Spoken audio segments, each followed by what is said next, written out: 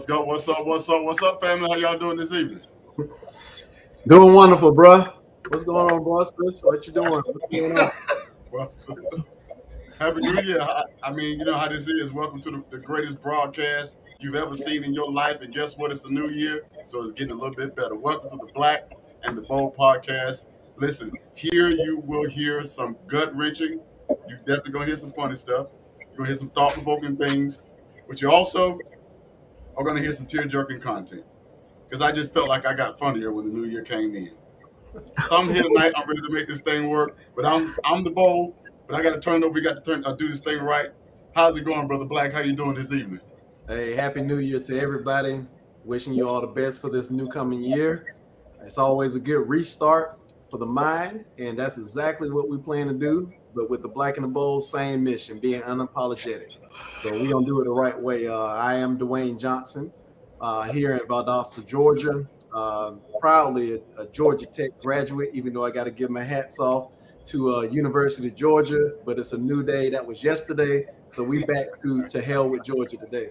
All right. So Georgia Tech grad, electrical engineering. Went on to Washington, D.C. and did a little engineering management up there.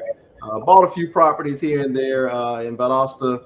And now my wife and I, with our three beautiful kids, we are owners of our own company, Bridge Builder Education and Investments, where we provide property management services for those other investors that are out there.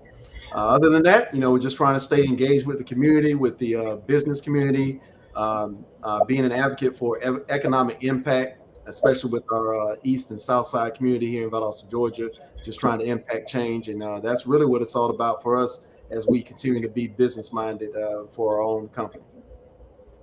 That's what's up. That's what's up. Well, I am Edward Mack, the bold native of Valdosta. I guess I can claim Valdosta since I spent the majority of my life there. Uh, graduate Lowndes High School, graduate UCF, bachelor's public healthcare administration, and then a master's in public administration. Got an opportunity to delve into the talent acquisition, so now I work with corporate recruiting and talent management.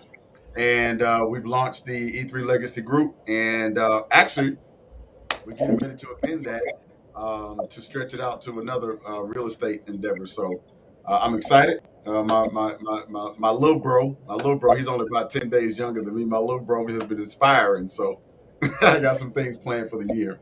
But you know how that is. But just glad to be here working in the community, several faith-based initiatives, and now moving to the business side to try to make a dollar or two. So I'm excited about what 2022 has to offer. But that's the Black and the Bold. And now we have the beautiful with us. She has survived. She has survived season one. She survived season one. How you doing, beautiful? I'm doing well tonight. As you see, I am, what I'm saying, geared out tonight. Go dogs. So, it's been a long, hard road for Georgia Bulldog fans. So I'm Yeah. rocking with 'em. Yeah, yeah. You know what I'm saying? It's gonna last. I tell you what though, that one night only, like, nah, nah, bro. That's not even gonna suffice. That ain't even you gonna suffice the fans. So. need the rest of the week. We're gonna need a little bit more time than that. No, a little bit more I time would than agree. What is it? 41 years? 40, was it 41 years? Is that what it was? that. Let Yes, it sink in. Hey, yeah, yeah, right, man. right, Listen yeah, to all our dog fans. Listen, yeah, listen. When I tell you, the Georgia Bulldogs, probably in my opinion, played the best game I've seen them play in a long time. Those Yeah. guys, those defensive linemen, good Hey, God Almighty, I would they not came. have They put them came to on. eat Listen, yeah, them boys is eating. I mean, the whole the whole game. game, Yeah. a whole. I gained a newfound respect for the Bulldogs after what I watched last night, and yeah, that's the yeah, God's honest truth. Like those, yeah, a night for them to have to come together. yeah, They did it at the right time. So kudos, hats off to the yeah, Bulldogs. I yeah. have I mean, nothing bad to say. they did some miraculous things last night. I They think they did. unified. They unified the state. You know what I'm saying? Next, we're gonna try world peace. See what the dogs can do. Yeah. See Hey, if they so can work on that. so real quick, before we jump in, also, we got a good number of people that just joined the chat here, or at least the show. Yeah. I want to know how many dog fans we really got on. You know, we got some Yeah, people man. listening to our Let's see conversation. let's see Chime what on we in. got. You know, let us know you're here. Because you know, we're trying to kick things off right. New year, new champions for the season here. So if you are a dog fan, put "Go Dogs" or something down in Yeah. the chat. Yeah. We know Shout that out. you're here. Shout out. Yeah, yeah. But yeah, we had an opportunity to stay up and watch the game. You know, I kept up with the score. You know, if I wasn't at the TV, Yeah. and man, they were putting the whooping on them. And, you know, very surprisingly, you know, Nick Saban has a legacy there. So to see the Dogs and their coach Kirby there, you know, hey, they got a newfound respect, like Brother Bowles said. They do. They do. So excited for them and excited for that awesome dynamic program this year. Yeah, So, yeah, congratulations. Kudos to all them. But as our Monica said, you know, new year, but same mission. So I'm also excited for this platform. And I'm so excited to yeah, see what this year is gonna bring because we really made some traction last year. So yeah. it's only up and up and up from here. Yeah, yeah. I know, you know, tonight, I know we're going to get into some more about, you know, some of the football arena. We're going to kind of go off the coattails of that. Brother Bowl, did you want to kick off anything special before we get into the football or use that as a segue or where did you want to go from here? Um, Listen, you know what? You know, you like to get things stirred up in the beginning. So, Nah, hey man, listen, it's a new year. Listen, I'm a new guy. I'm not gonna press the issue anymore. how long is that going to last? New Year resolution? You know how that goes. Nah, man, listen. I learned a lot. I learned a lot last year about communicating, especially with relationship issues. So, yeah, man. I'm only what my man say? He said I don't argue, I teach. So I'm not gonna argue anymore. I'm just those that want it, I'll share it with them, but I'm not gonna try to force it down anybody's throat. You know, that just is what it is. I'm not going there. But Who did you see last year? The Dalai Lama? Like what you went on? no, Mecca? no. Now, I didn't say I was gonna stop being controversial. Oh, I'm okay. just I'm not gonna push it down your throat. Now I'm gonna be me. I'm just not trying to convince you anymore, but I'm gonna be me. Oh, and I'm not gonna me. be, You mean women. Yeah, let's be no, it doesn't. Anybody, listen, everybody that's on the chat. This is a no holds barred chat. Listen, we don't mute people's microphones over here. We definitely don't want an echo chamber. We want to hear your perspective, even if it's completely different than ours. Mhm. And if we fussing back, we're just having a healthy debate. We're not trying to make you be anything. That's all it is. It's just love. We just have the conversation. That's all we're doing. But Yeah. we can your boy always got something thrown up. You know, Oh. but I did look at a few things. I had a few questions. And some of it was from last week. But I want to ask a question. Y'all know there's been some things in the news about Devon and Megan, or Devin, whichever one it is, Franklin, and them splitting up. And of course, all through the years, they did nothing but paint a beautiful picture of what marriage should be, and Yeah. especially it was a faith-based marriage, so they kept their faith up front, and they were quite they were quite vocal about what their beliefs and their lifestyle and all of that. Yeah. And then all of a sudden, back up, pause. To those that can see, it wasn't all of a sudden. But for some, it was an all of a sudden they're getting a divorce. And so I had a question, because if you think about Russell Wilson, he did all that vetting when it came to Sierra. A lot of people don't know that Russell Wilson made an agreement with her. He told her, if we're going to get married, these are the things you cannot do. They didn't have sex for a whole year. They didn't go to certain places for a whole year. She had to be celibate for a whole year. She had to go to Bible. She had to go to classes and all this kind of stuff. He set up a prerequisite for what it was, or a vetting process, to make sure that's what he wanted. I'm saying all that to say this. How important is it for men to properly vet their potential girlfriends? Okay. Let me back up. Okay. Back Yeah, up. go ahead. Because I seen Suzette's face Oh my God. because the way I You're pose the arguing with question, my facial expressions now. I thought I'm you just had. I mean you it's called nonverbal. You can speak Uh, without saying Oh anything. my. Okay. So I'll put it like this. How important is it for us or for individuals to properly vet the other person before dating them? And if it's and then once you tell me how important it is, I need for you to help me understand, does vetting even matter if ha, 9 years later you're gonna get a divorce anyway? that's what I was about to challenge, bro. But ask your question. So here's my How question. important is vetting? How important is vetting in a relationship? And by Because the way, obviously, audience, chime in, chime in. because obviously Russell vetted, but Sierra's still twerking on lives and at black tie events and all this other stuff. Naked. Over here, Devin was the pastor. He vetted her, and yet she's having movie scenes where she's Oh, come putting on. her mouth Those, in unsavory places. well, yes, but they knew that what those ladies was already in their professions when they started the vetting process. Sierra was a R&B dancer slash singer, and Megan was in multiple movies prior to. So yeah, that's a both swinging door there. But So you got to add provocative dancer. yeah, provocative dancer as well as a provocative actress. Megan was like she had multiple sex scenes, but when they were in their more kumbaya happier days, she said she was not going to stop doing her profession, being an actress, and he publicly said he was okay with that. So does anyone know what the issue was that made them split up? They're amicable, and Yeah, I see that. they haven't publicly pinpointed what it was, other than they just wasn't a good fit for each other.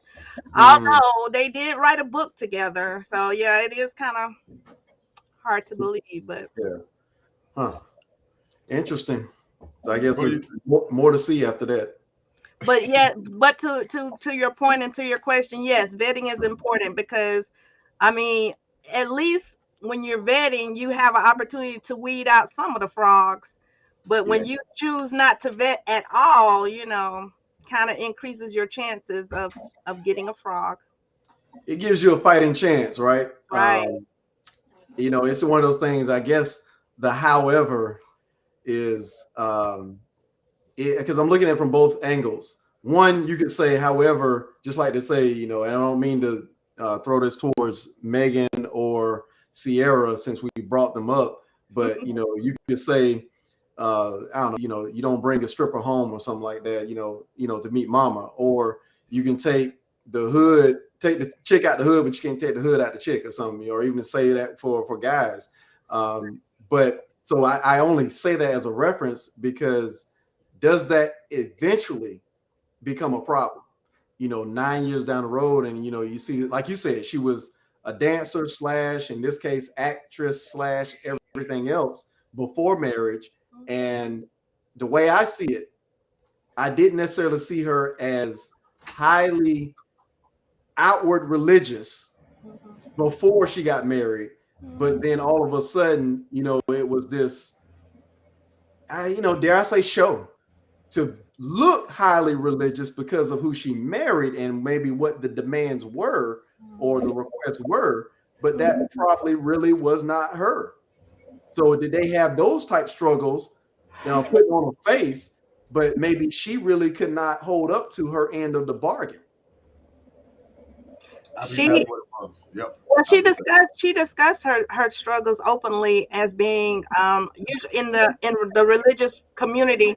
The wife of the pastor is sometimes termed the first lady. So she talked about her struggles being a first lady, what the congregation expectations of her were compared to who she was. And so she publicly said, I'm not going to change the way I dress. I'm not going to change the way I look. I'm definitely not going to change my profession. This is who I am. And she had publicly said that they had discussed it and he was okay with it. So But you, but you, I think that vetting needs to go both ways. So if that was something he wanted her to completely stop doing, that should have been a ultimatum in the beginning of the relationship. But you make it seem like she was stripping? No, she wasn't stripping, but in the I know, I'm just playing. religious world, you might as well be. Might as well be. Yeah, you might as well be. Yeah. Yeah. but you know what? And I'm gonna say this and listen. I know, Brother Black, you're probably gonna be taken aback when I say this, but because I know you probably won't. But a lot of times when we hear a lot of the women, they always say, when men get caught up in certain situations, they tell us, "Oh, well, that was his fault. That was his fault. He chose wrong." You know what? I would have to actually agree. And the reason I say that, and I'm actually gonna confess, we 11 days in, bro, and I'm already on bended knees. Look at me. Already. But if you look at the word vetting by definition, Mm-hmm. to screen, to assess, to appraise, to weigh up, to examine, to look over, to scrutinize, to consider, to inspect, to investigate, to censor, which means I don't want you to do this. I don't want you to do that. To check, to redact, to check out, to probe, to research. So if you're vetting and your woman she's still twerking, and she's still doing this, that, and the third, and you still married to her, wow. that's So your fault. Yeah, I agree. wow. I agree. Because 2022, I think where we fall short is that we are visual, and all that vetting, we let the visual aspect, exactly. It lets us blind. It blinds us. Even though some of the vetting, if we were honest, they fail in some of the checkpoints. Yep. When I say fail, I'm talking about this minister, this preacher. He said, "Hey, I don't want you to do this. I don't want you to do that." And some of that she had some issues with. At that point, if your vetting was true, then maybe she didn't qualify. Exactly. That's why I said that. At that particular point, this is why I've been telling a lot of the brothers, a lot of young men, and my son, when it comes to men choosing women, you hold all the cards. At the end of the day, you hold because you're the one that's going to ask her to marry you. So you basically have all the cards in your hand. Marriage won't happen if you don't ask. Yes, we hold all the cards. wow. And so if we're going to step that heavy as men, we're going to have to make sure that when we make decisions of this magnitude, listen, I have come to understand that one of the most, I would say the top 3, if not the top 2 decisions you make is who you sleep in the bed with every night and call your husband or wife. Right. So if anything, you should vet your woman more than you vetted that Benz you wanted to buy. Right. That property that you had assessed, that you did you ran all the numbers prior to.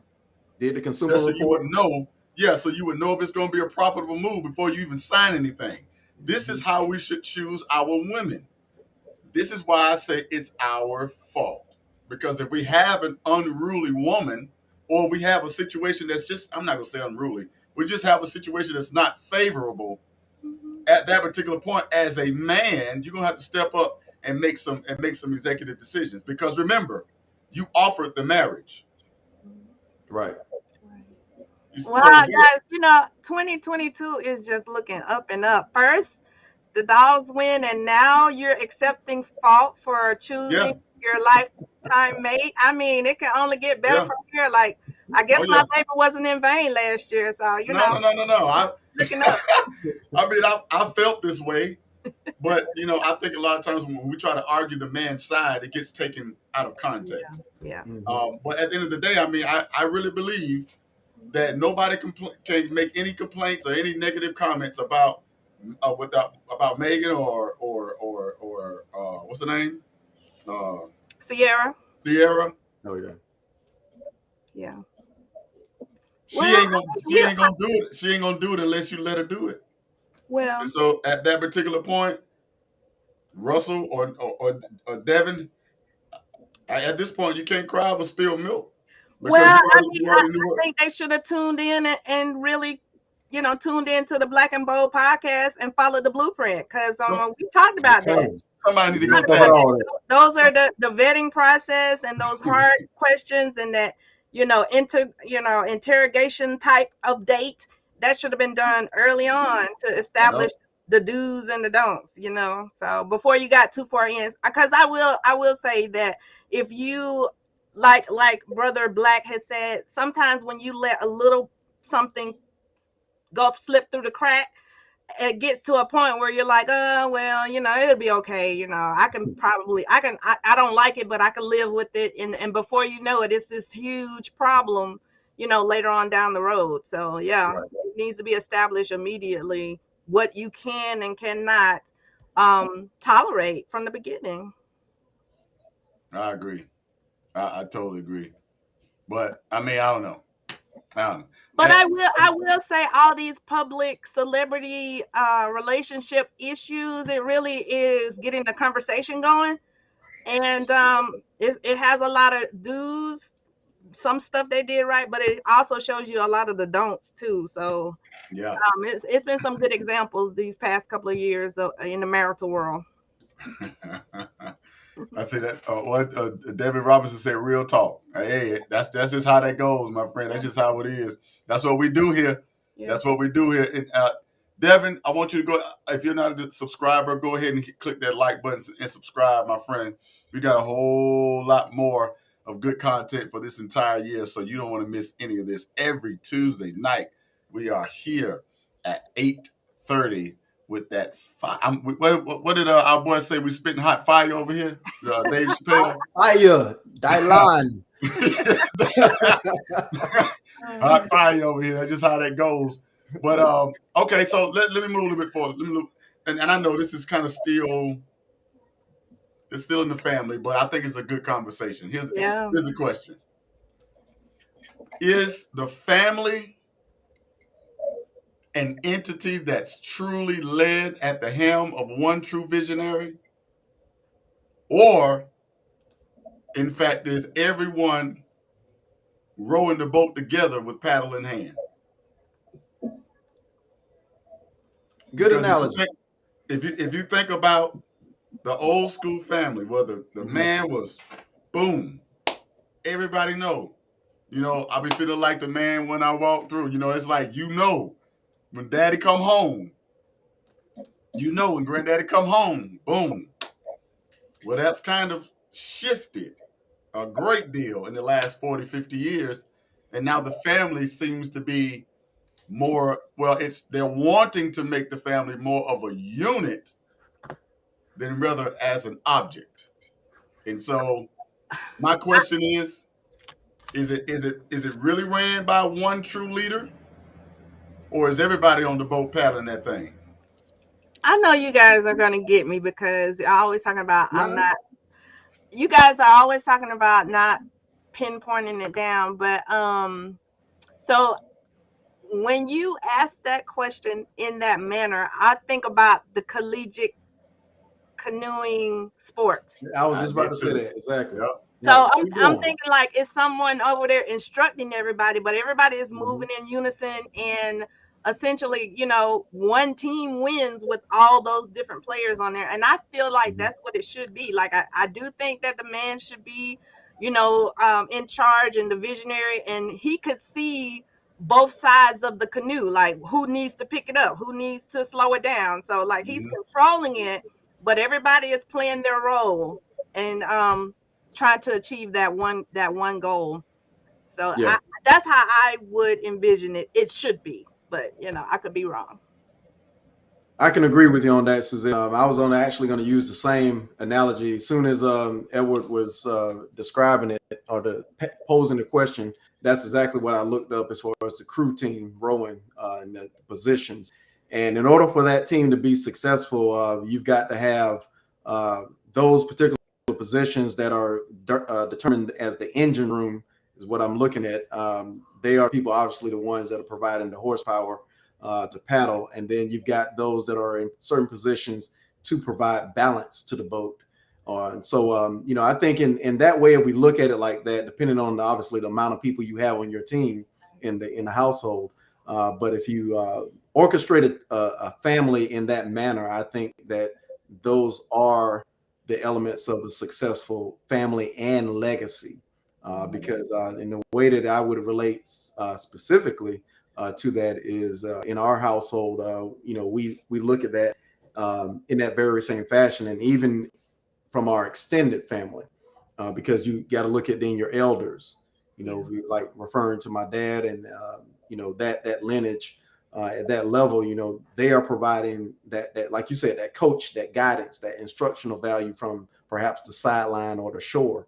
And different people have their lanes as far as what they're good at and what they're best equipped at. And I think again it gets back to what we were talking about before, vetting. I was listening to a conversation earlier today with regard to choosing right. We've talked about that tonight and before, but providing yourself an opportunity to be paired with someone that is going to produce a lineage of children and a family. Matter of fact, bruh, it was the I Am Athlete podcast. Shout out to Chad Ochocinco and Brandon Marshall. And what they were talking about, at least Chad, Chad is always the entertainment value there, as the bold is here. But he was talking about the way he looks at choosing a mate, and he has to know that they ran track or something. They played some sort of sport, volleyball, anything, because he's looking at it like, when we produce children, the children have to have some sort of foundation to be, athletic. And where is that going to come from? And also, how the person looks, so, some of the things are DNA driven. So when you look at what that person brings to the table, vetting actually becomes from a male point of view, way beyond what we're talking about here. Yeah. We really think about it. I mean, myself, I tend to, in my history of relationships, I've always, gravitated towards athletic, at least appearance wise, athletic women. And so some of that is just the mentality and in how I choose or how we choose in some cases, because I really do want, as we're sort of seeing, I do want an offspring that is athletic, and that's kind of what we've developed on our end, fortunately, in that case, whether that's a proven science or just happenstance and the way we raise our kids and the way that we stay active. That's just how we operate sometimes. Yeah. And I don't think that there's anything wrong with that. I mean, that's how we develop preferences. Yeah. I think anything can have its good and bad points depending on your motive. You know what I'm saying? So some people, we know that it's in our genetic history, or in our history, that it was done to breed a certain type of person to be productive in the workforce or whatever. But if your motives are pure and innocent, and you know what I'm saying, you're doing it to create a dynamic family, as you have just stated, I think that there's nothing wrong with that. I think it's tainted when the motives are bad. That's a good point. That's a good point. Our brother Robertson, he says, in this time, every team has a leader, and the other players play their role to get the win. Absolutely, Right. brother. Appreciate that information. Right.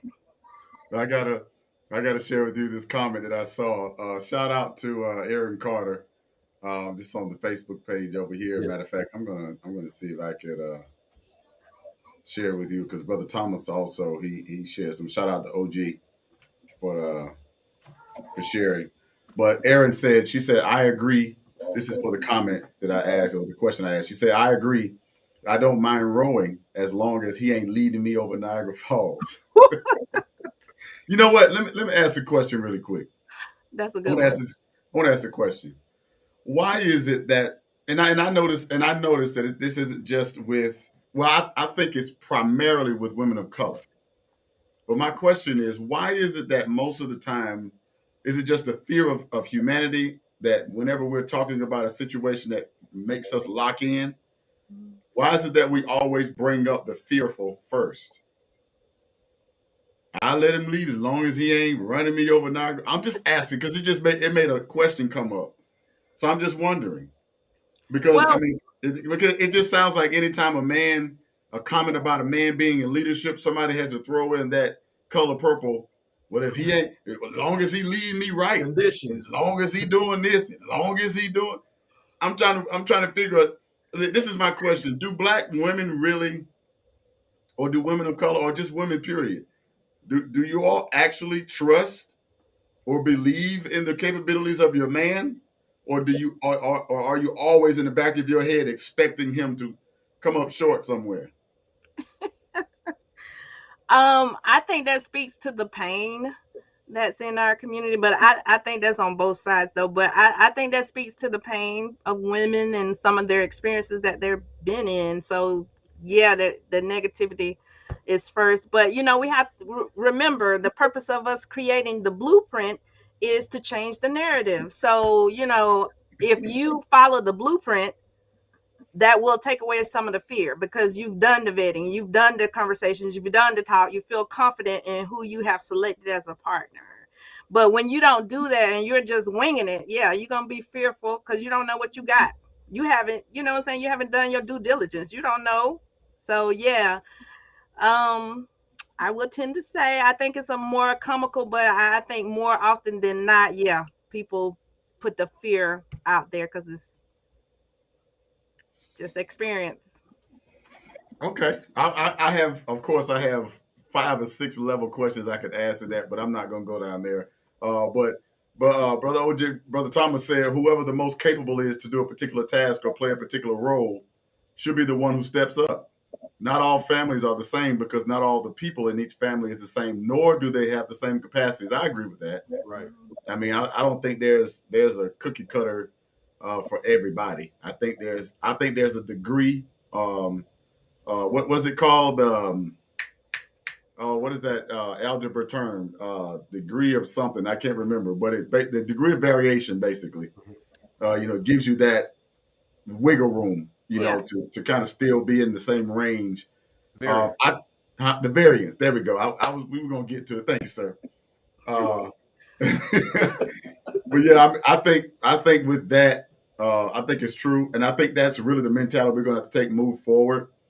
I think we're gonna have to stop giving the fixed one, the one answer end all be all. I think it's disingenuous and almost comical for us to do that. I think we have to take that approach with what Thomas was talking about and understanding that everybody ain't the same. So again, that variance, as long as you have the main, as long as you have that, what is it, the median or the mean, as long as your average is still in the same area, I think we'll move fine. But I think it's just problematic that a lot of times, every time we turn around and hear a black man in leadership, the first response we get is, "Well, but make sure you're doing right." They do it to pastors.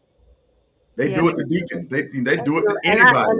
that is stereotypical and Yeah, it's not right. I don't yeah, condone it. It's not right because you should base someone off the individuality, you know, because everybody yeah, is not the same. So you yeah. should not put everybody in the same bowl. But I will say, I agree with OG Thomas. I do agree with that, that Standard every family is deviation. not the same. I Thank do you. feel that if you lean towards some of the traditional roles, it will take some of the stress.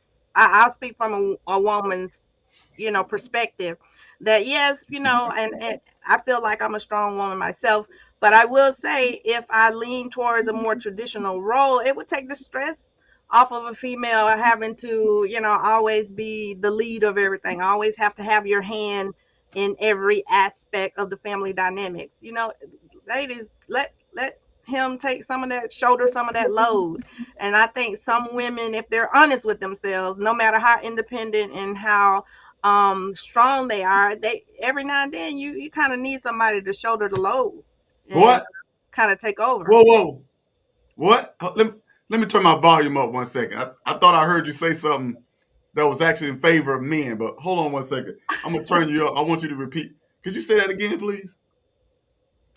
I do believe that traditional gender roles are not a bad thing. It's not a bad word, ladies. It's not a bad thing. I think that if you lend yourself to, Use your hand. allowing him to be the man that he was intended to be, um, it will relieve some pressure. It will relieve some pressure off of you. And that, come on, ladies, I agree. I let's do a agree. new thing. Let's do a new thing. I agree. But okay, well, let me read this, and then we're gonna move forward into our next topic. But here it is. Erin Carter says, "Right." She says, She says, like we're open. I guess she was saying women. Yes. Women are open. This is what we're getting, brother Black. This is what we're getting for 2022. That the sisters are actually open. I tell you, man, that astrology is real, boy. Hey, The what? moons are lining up. Yeah, like the Listen. moon, yeah, stars align, yeah. She said the sisters are open in 2022. We are, and I will admit, we need to. I believe in that FUBU. You know how old FUBU is. FUBU has been out for a long time, so I think we have to uplift each other. Male and female, our counterparts. If we don't do it, come on, we have to be the first partakers in uplifting our males and men. That would encourage them to take their traditional roles. Hopefully, if we're more supportive. I'm gonna say this. And Brother Black, you can help transition us if we need to. She says sisters are open. Mm-hmm. Suzette says sisters are open. They just got to make sure they choose the right man to make sure the right man got the right plan. Right? Did that make sense? Okay. Well, yeah. Follow the blueprint. Okay. So Erin says it doesn't have to be like it was in our grandpa's day. Right. But as the head, the man has to have an effective mission in order to expect submission. Mm-hmm. I'm going to take this question and we're going to revisit this the next show. But we're going to give it just a little bit. The way that's written, and y'all correct me if I'm wrong. I don't claim to be the know-it-all and all that. But if a man has an effective mission, by your word choice means he's already proven himself to not only be able to lead, but to be able to provide direction and successful direction as an effective leader, correct? If you have an effective mission, means that when you're going on this mission, you are making an impact as you progress, correct? Correct. All right. So when you have a man that's making impact, that's making moves and doing great things and changing people's lives, what makes you think he's going to pause or lower what he's doing being effective for you to submit? He's already making moves. Wait, he's already making progress. Mm-hmm. He's already successful. Mm-hmm. He's already got all of the the notoriety and the connections and network. He's moving. He's in excess of $250 a year. Right. Do you think that man is going to wait around for you to accept what he has going on? Absolutely, I do. Absolutely, I do. Because the man, first of all, that's the difference between men and women, right? That's the difference right there.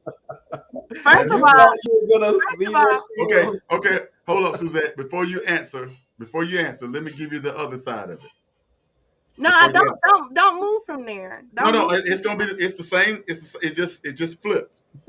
Okay, so if a man is making excess of $250, he has an effective mission. He's leading his family in the right direction. He's progressive. He's productive. He's impactful, which means in Valdosta, everybody know he balling. Right? Okay. What do you think? Am I on so far? Black? Am I getting there? That guy, when he comes around, do you think he has to approach a lot of women, or are the women approaching him? Okay. Yes or no? Let me yield my time. Brother Black, did you have anything to add before I go in? Because I'm gonna need my time. No. This is just. Please proceed. I'm gonna need my time for this. Please. Okay, so the first half of that question, And in response to Aaron Carter's question. Yeah. So I mean, when she was describing, I would think all the people that you were describing is a single. We're talking about single people. Because I mean, the second half when you proposed that, you was like he's making moves for his family. Well, he has a family already. But at any rate, I'm just gonna assume Whoa. that everybody is single in this scenario. But Okay, I was about to first say. half, the first half, yes, I think he would. If he's a single young man and he has all that going on, I think he would wait for a submissive woman because he's vetting somebody who's going to add value to what he's already got going on. And let's face it, men, you cannot produce a family on your own. You need a female counterpart for that. So yes, he's going to be looking for a someone who's going to add value to what he already has going on. The second half of your question. Appreciate you, Sam. I Yes, appreciate you, exactly. Sam. Your question Yes. Thank you, is he Sam. is he going to the second half of your question? No, men that don't even make nowhere near 250 K a year are still getting approached by women. So no, he doesn't have to approach anybody. Trust me, they will approach him. But you know, again, that goes back to the first half of our conversation. He's going to vet whoever it is he adds to the team and make sure that person has value.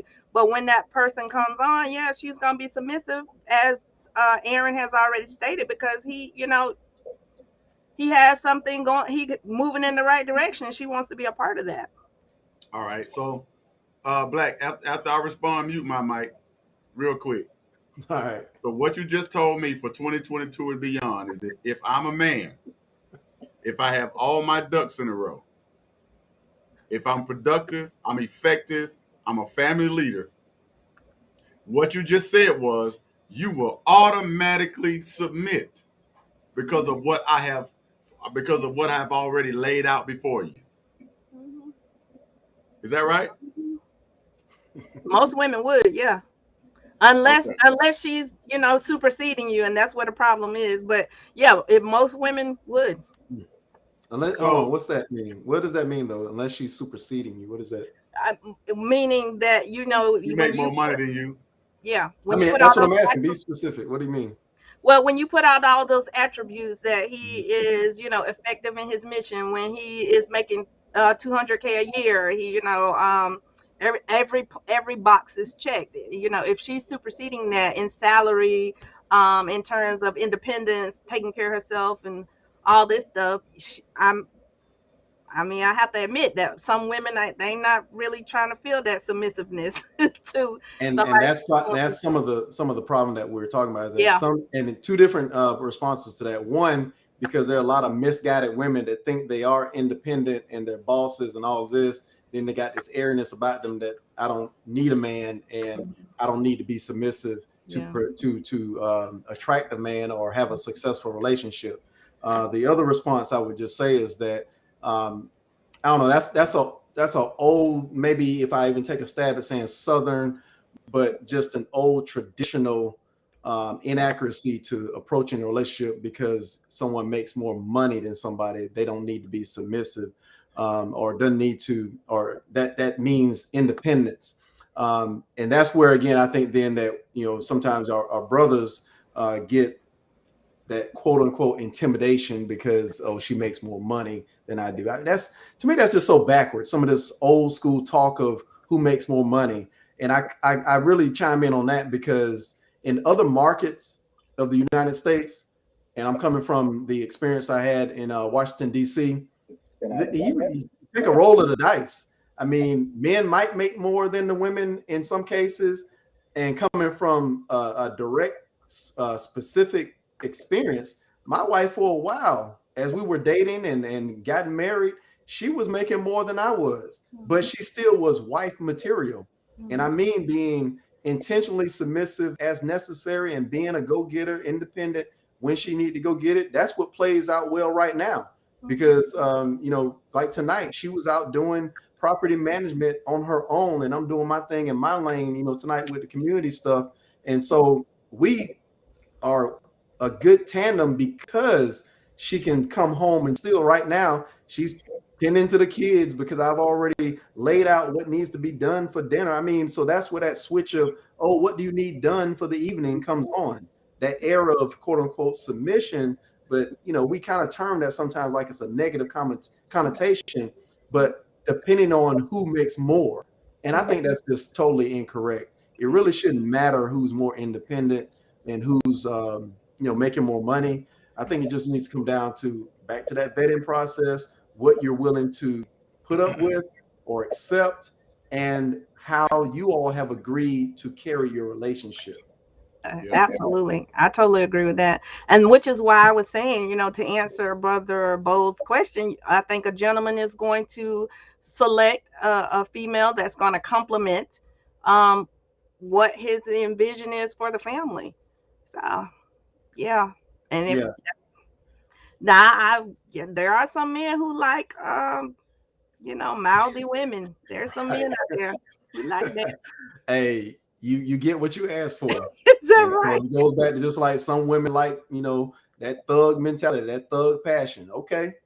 You get what you ask for. Right. And so there are some things that come with that. Just like, like we said about mouthiness, about, thugging out. There's some things that you are missing. There's some things that you are going to have to put up with, because you and I know both that's internally going to be a challenge in that relationship. Yeah. So it is what it is. Yeah. I saw Thomas had Aaron make some other comments. Aaron said, "True, just get it done." That's how we are, man. Just whatever needs to be done, make it happen. We fall into some, traditional of the, I guess you could say the lanes that we've agreed to, as far as just comfortability. I cook in the household traditionally.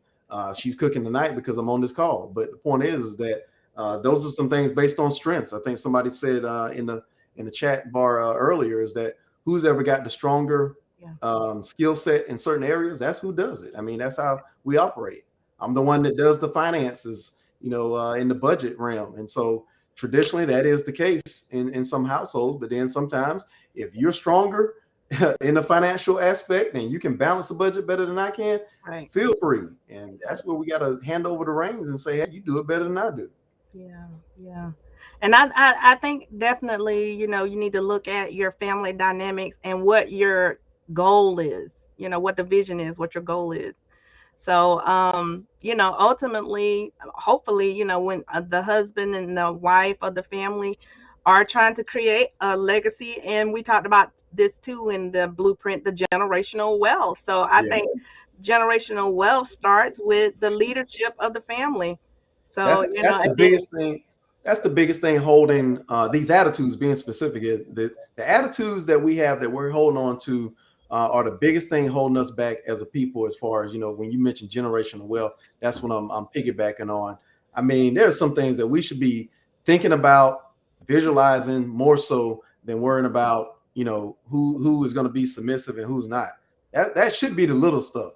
Right. And sometimes it's so inflamed and unnecessary that, just like, posed the question, is that, some of that stuff is on the front end, and it's taking over the relationship sometimes, because we have this mentality walking into a relationship that I'm not going to be submissive. Yeah.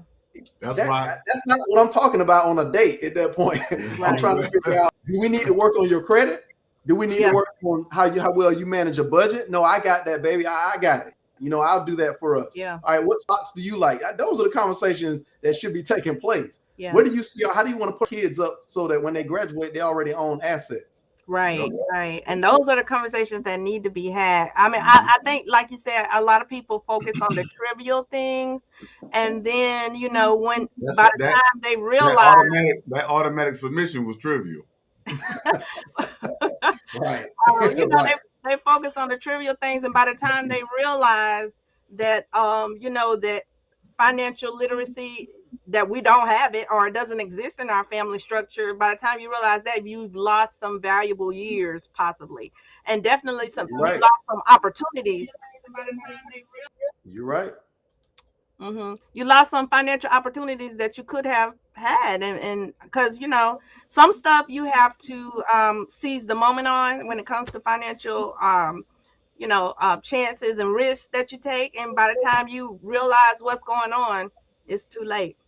Yeah, yeah. OG said, I like this. They said the family is just a small classroom.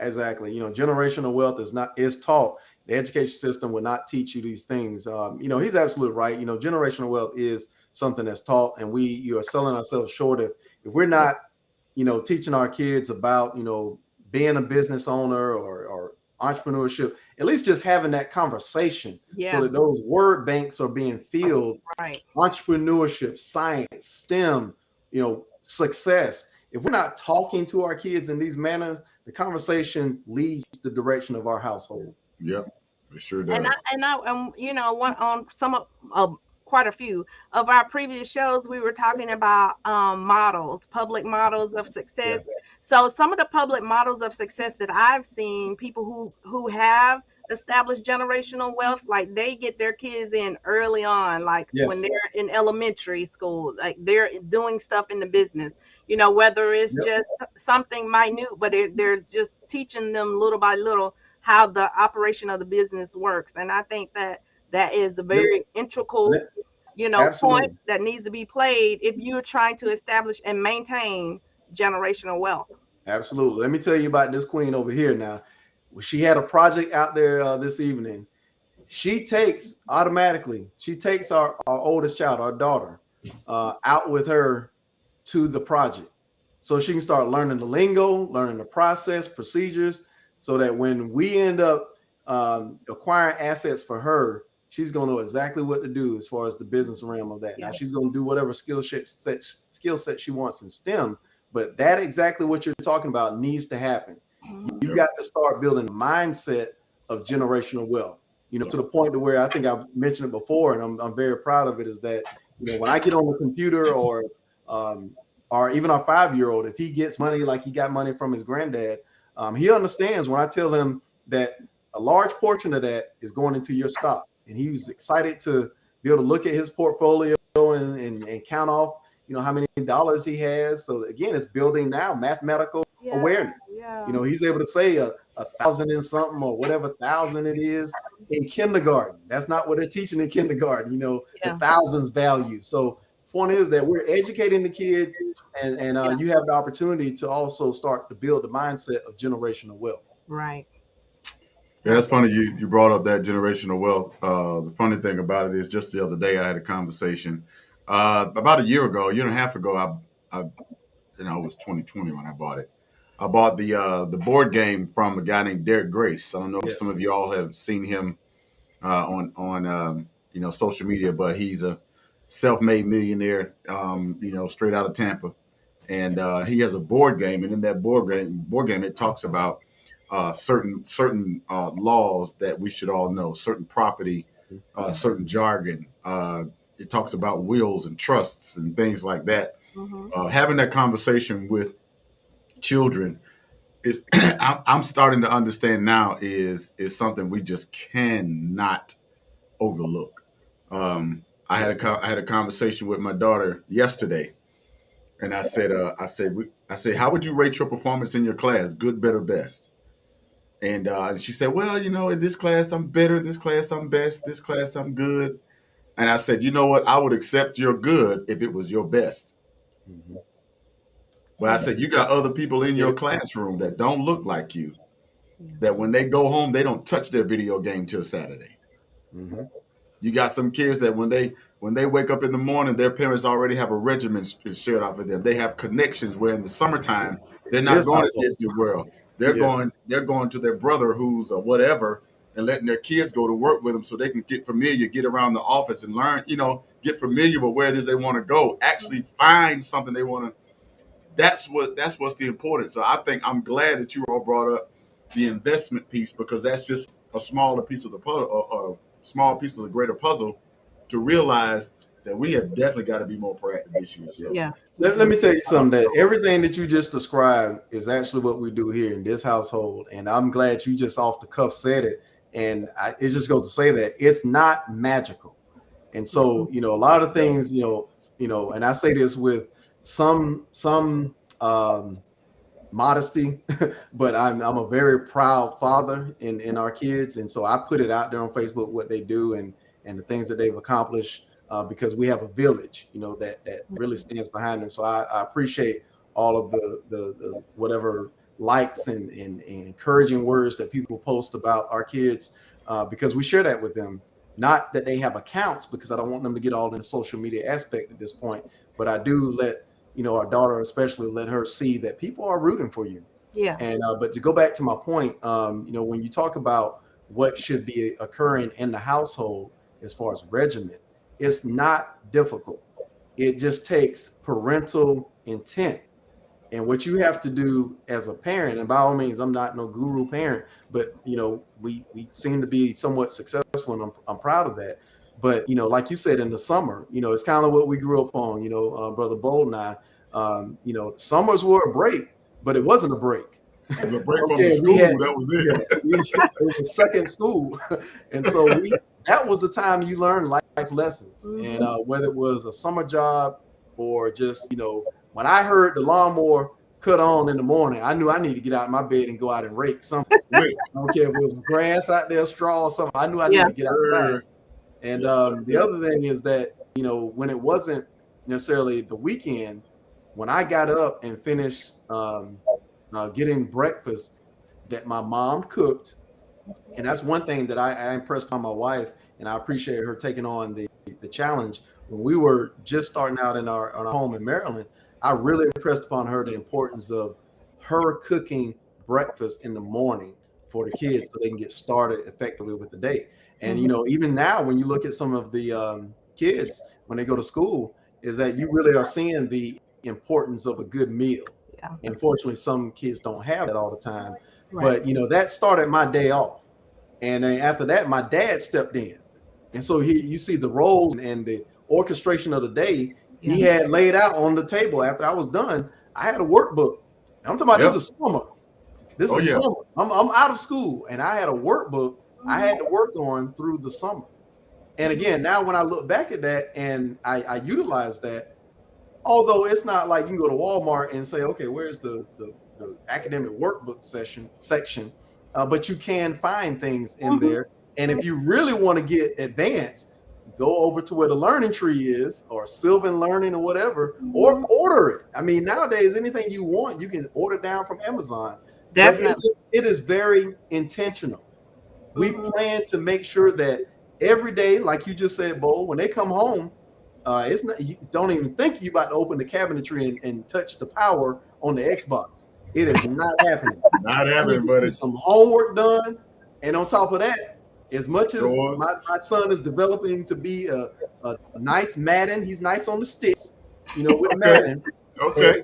When it's school time, now that we're out of the Kwanzaa break, he won't see that game till Saturday. Just like you're saying. But my point is, it's not difficult. It's just that we have to make that an ongoing culture. Yeah, make it a norm. What we try to do is give kids the electronics, and at that point, it can go sideways. Yeah.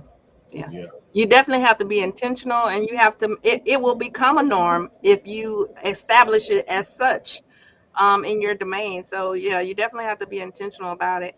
And then, like you said, Amazon, definitely you can find anything on Amazon, but there's also Books A Million. We don't have one here. Barnes and Noble. They actually are not expensive. The workbooks are expensive. You might pay like $12 or $15. You might find some under $10. So, and they're categorized by either their grade or either their age. So yeah, I mean, be intentional. Yeah. Ollie's. Yeah, for sure. Yeah, let me read this comment that Brother Sam puts out there. He said, we're talking about the whole drama issue within households and the Church of Love and Hip Hop, right? Housewives and other drama-driven shows are in full effect. A lot of my friends who are married or in serious relationships deal with the mentality of the women on these shows. Absolutely. Lord have mercy. Let us pray. I tell you, it's about what you feed to your mind, and that's what we also impress upon our kids. But even in relationships, it works the same way. You're gonna start using the lingo that you start seeing on TV. Yep. You're because right. it's just You're right. the culture I of the don't subscribe vocabulary. to that. Yeah, you're absolutely right. I don't necessarily subscribe to that type of behavior, but I will say, I mean, I will watch a good show. I You'll mean, peak. That's okay. You peak. it's It's all right. entertaining. Right. Keep it is what it is. It's It is entertaining. what it Because is. like what Entertaining. Brother Lucas is saying, some of us, it's a church. You got to You're turn right. it into the sermon of love and hip hop sometimes, every week as if it's a Sunday sermon. And Yeah, that's where we go wrong. It cannot be a consistent remnant right. in the household. That aura cannot be in our household. You got to take that out. Better for a man to be on the rooftop than to be in the house with a contentious Woo, woman. I want y'all to fuss about that one. Yeah. Sam said it better. He said, "You are what you eat," and that's what we mean figuratively. But that you are what you eat. You feed your mind that garbage. Yeah. Yeah. Don't expect relationships to be the greatest relationships out there. True. Exactly. That's so true. This is true. All right, bro. But did you have All anything else? I know we can transition Hey. at this point if y'all ready. Yeah, let's Yeah, do it, let's man. do it. Let's get do into it. this. With Georgia football and everything going on. Let's get it. Yeah. We should let Miss Red, Black, and White do all this. I know, right? Hey, man, I forgot. Every time I keep looking at I Am Athlete, which I appreciate people chiming in for the Black and the Bold, but also that I Am Athlete is real. They touch on some good issues from an athlete standpoint. But anyway, I keep forgetting Brandon Marshall's UCF wide receiver experience down there. Or matter of fact, he was like safety also, right? Safety was like, I mean, it was so quick. Yeah. Okay. Because he was so impactful, it was like, nah, we can't keep him out there like that. Get him hurt. Yeah, but nonetheless, let's get it, man. Let's go. Yeah. All right. Go ahead. So, gentlemen, I was just thinking about some of the athletic hot topics this week. So the Buckeyes has been in the headlines. Hot topic. So Mr. Marcus Williamson, y'all heard about that story? Yeah. Unfortunately. Yeah. So he pretty much started the Twitter wildfire. Twitter is such a thing, but he started the Twitter wildfire when he tweeted out some very controversial tweets concerning the Ohio State Buckeyes during the Rose Bowl. So you can Google that. You can find it's all over the internet. So basically, if you want to find out exactly what he tweeted, it was a series of them. You can go on any platform, any browser, and find that information out. But my question to you guys is like, do you think he should have tweeted those comments out in the middle of the game? He did it on the second half.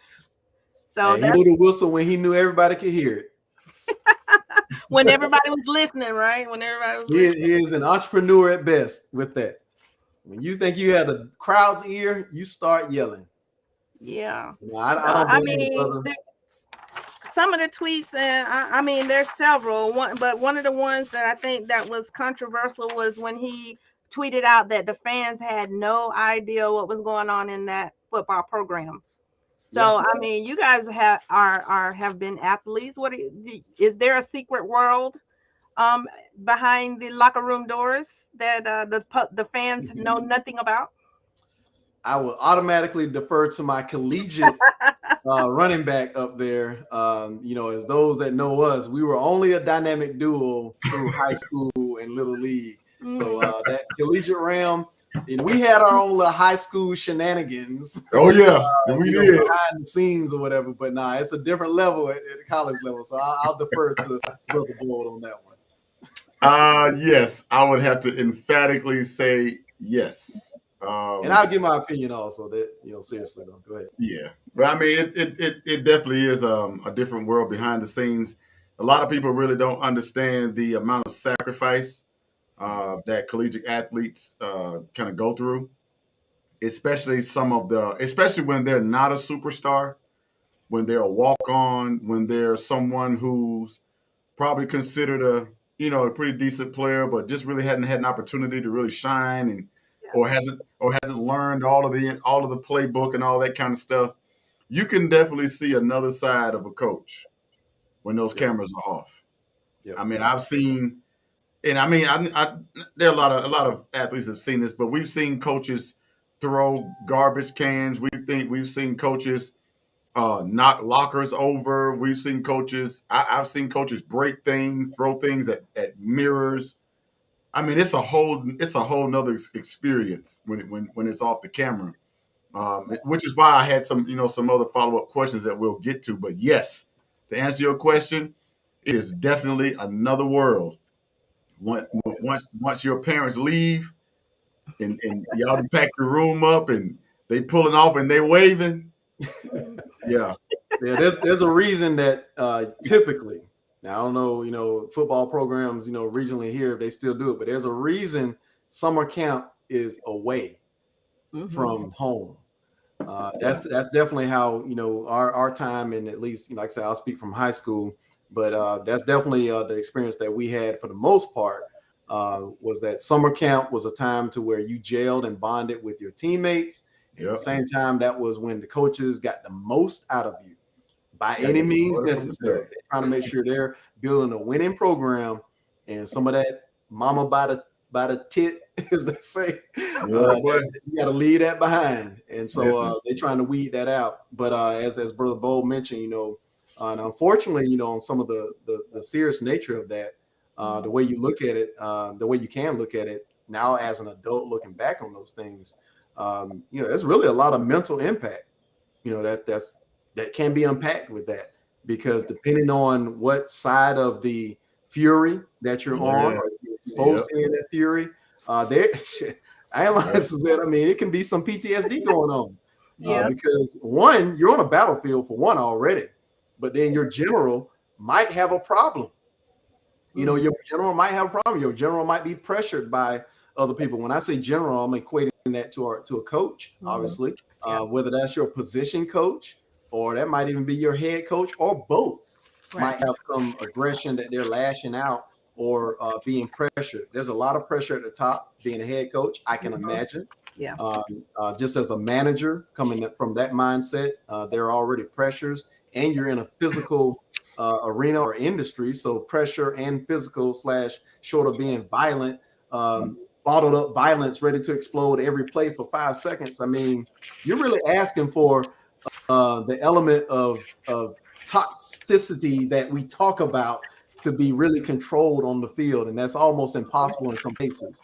Just like Brother Bo talked about, we've seen a number of various things, and I'm never really going to call any coaches out like that, but we've seen players drugged by face masks, pushed and shoved and yanked against a fence, and pushed up against blockers and in their face. We saw, and then this is public here, we've seen Coach Gross years ago on film virally headbutting a player as they walked off the field, to the point that he's got the coach has bloody forehead. So that nature really can get people fired, but at the same time it has an impact on the player. The last thing I'll mention from my vent, which is probably more than the collegiate player. So I was just saying that from a quarterback standpoint, there's a lot of pressure on a coach to choose a quarterback also. And I experienced a lot of that even in high school, to where you've got two good players that are vetted against each other, and multiple years. I know that at Lowndes there was a dual quarterback system, and especially when it came to be a black quarterback that was at the top. And so I experienced that. I'm sure people like Jeffrey Thomas that came before me, Mike Thompson that came right before me, and even the likes of Jakari Brown. Maybe he was just so superstar, which he's a beast. So maybe he didn't have to deal with that much competition, other than I know watching him in 9th grade, he was switched in out. But nonetheless, a coach has to deal with a lot of things with regard to choosing players and quarterbacks, and to the point to where when we're talking about behind the scenes, I know, for instance, to where there was some leaning in by Touchdown Club members to get that particular Touchdown Club president's son to be the starting quarterback. And that type of influence plays out behind the scenes. So when you have somebody like, is it Marcus? Marcus Williamson, yeah. Yeah, Marcus Williamson calling out some of this stuff. He's rightful for doing that. I mean, it is what it is. I mean, it's a whistleblower mentality, and so sometimes the whistleblower gets looked at, in a negative light. But he's shedding on light that really actually happens. Yeah.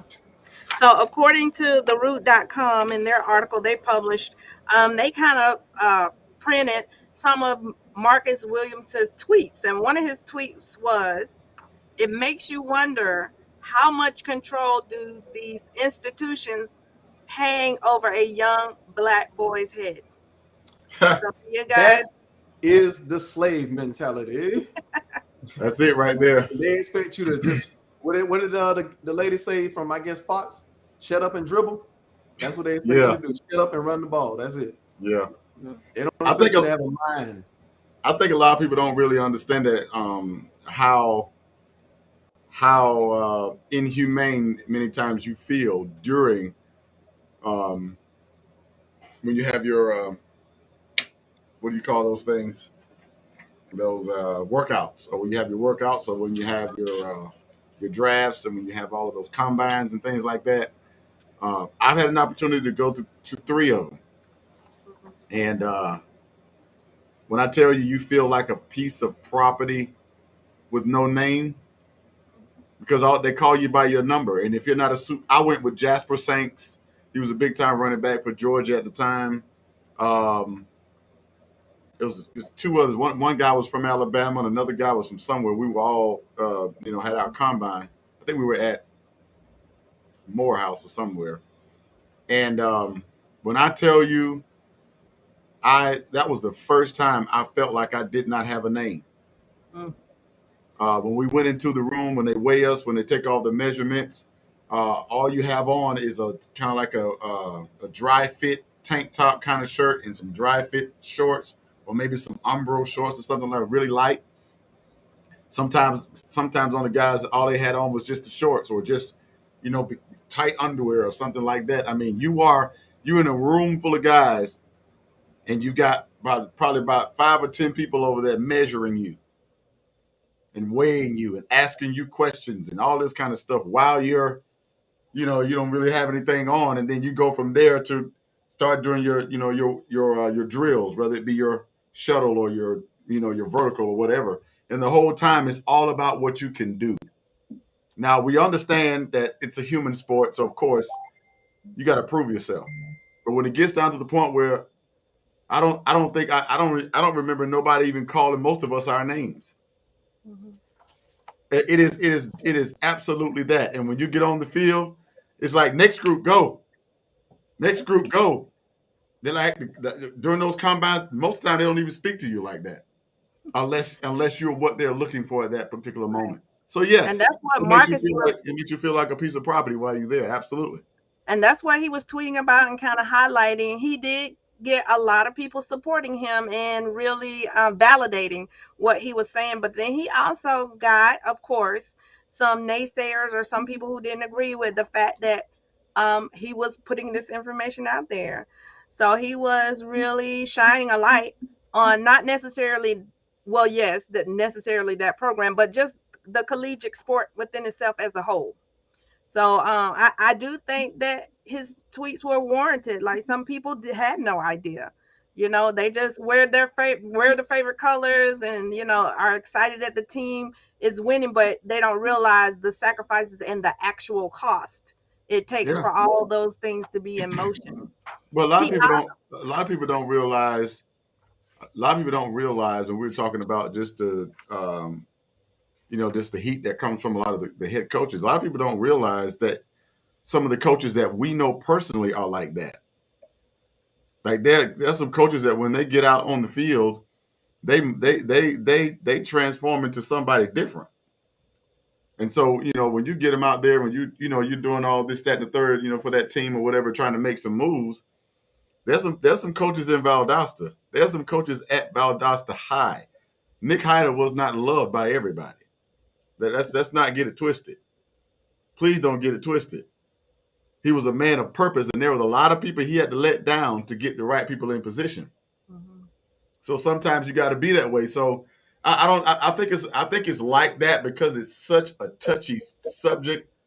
Because it's hard to be nice and metered and under control when you're leading these grown men into war, because that's what football is. Yeah. It looks exciting and it looks exhilarating, but you got 250-pound men squatting 700-pound, benching 550, and you running at 15, 18 miles an hour. That's war every Well, play. And speaking so, of war, yeah, you speaking of can't be war, nice. I know. Well, I don't know. I can imagine. But but speaking of war, our brother Black just put up a photo of a slave auction block. So it's been said that um football in NFL level, collegiate level is a form of modern day slavery. How do you guys chime in on that? Do you think that it is It indeed? is. It definitely is. Absolutely. I mean, shout out to Colin Kaepernick also with it. If you haven't seen it, Colin in Black and White, he talks about his time growing up and some of the things that we wouldn't hear about, just like we're talking about on the show here.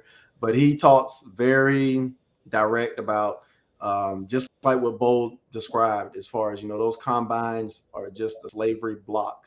Down to the fact that it's trades taking place, drafts and all of this, and examining how big somebody is, and how fast you can run, how much can you bench press. I mean, all of that is very synonymous to the slavery trading block.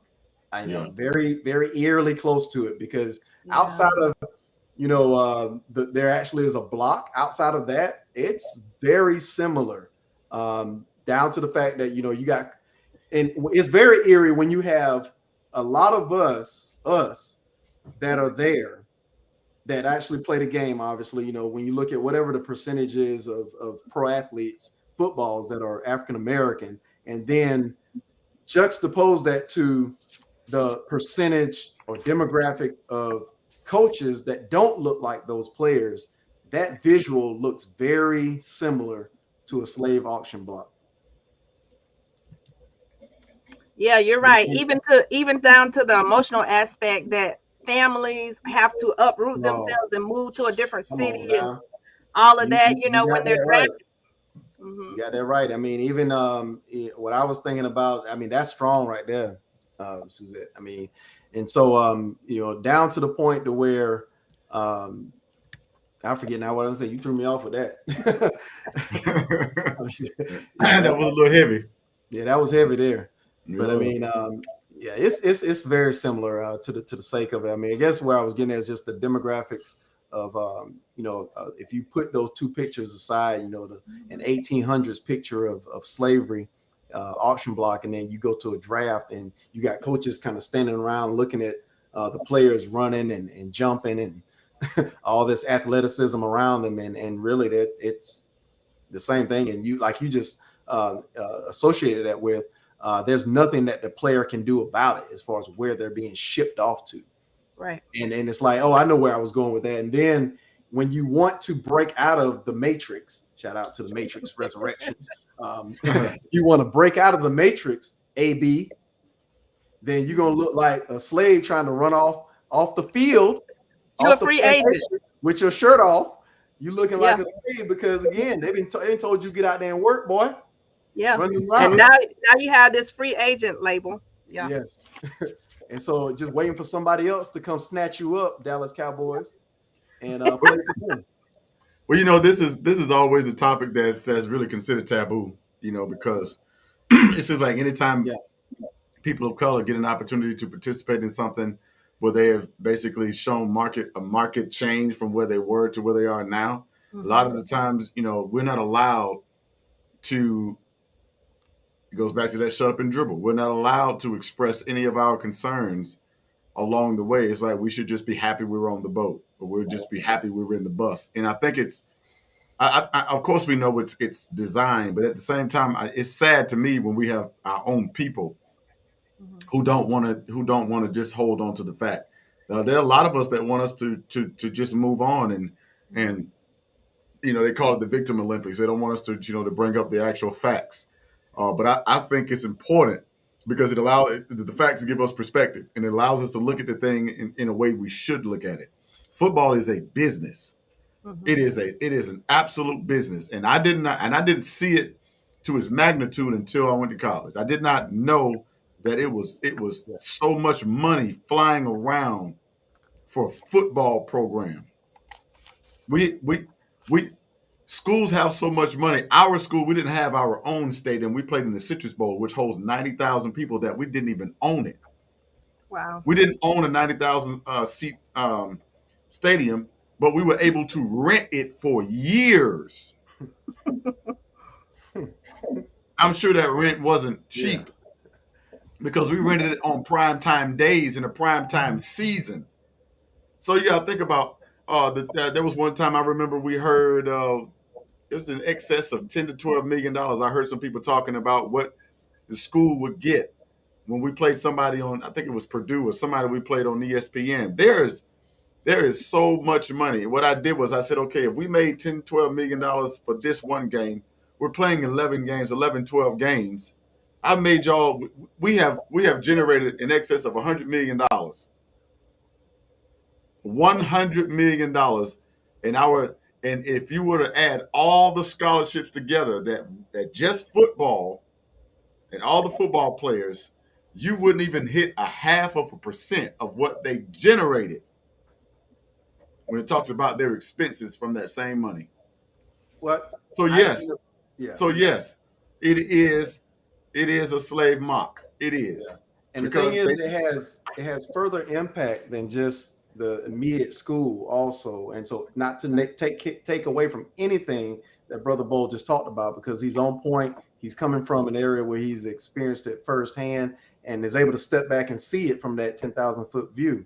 The other thing, from another 10,000 point view, from the person who's a spectator of college sports and the like, is that there is an economic impact. And I forgot if we mentioned this during the show, but I think it was but in our pre-show, when I looked at just this past weekend, there was an economic impact of Indianapolis of $150 million impact because of that one game to that city.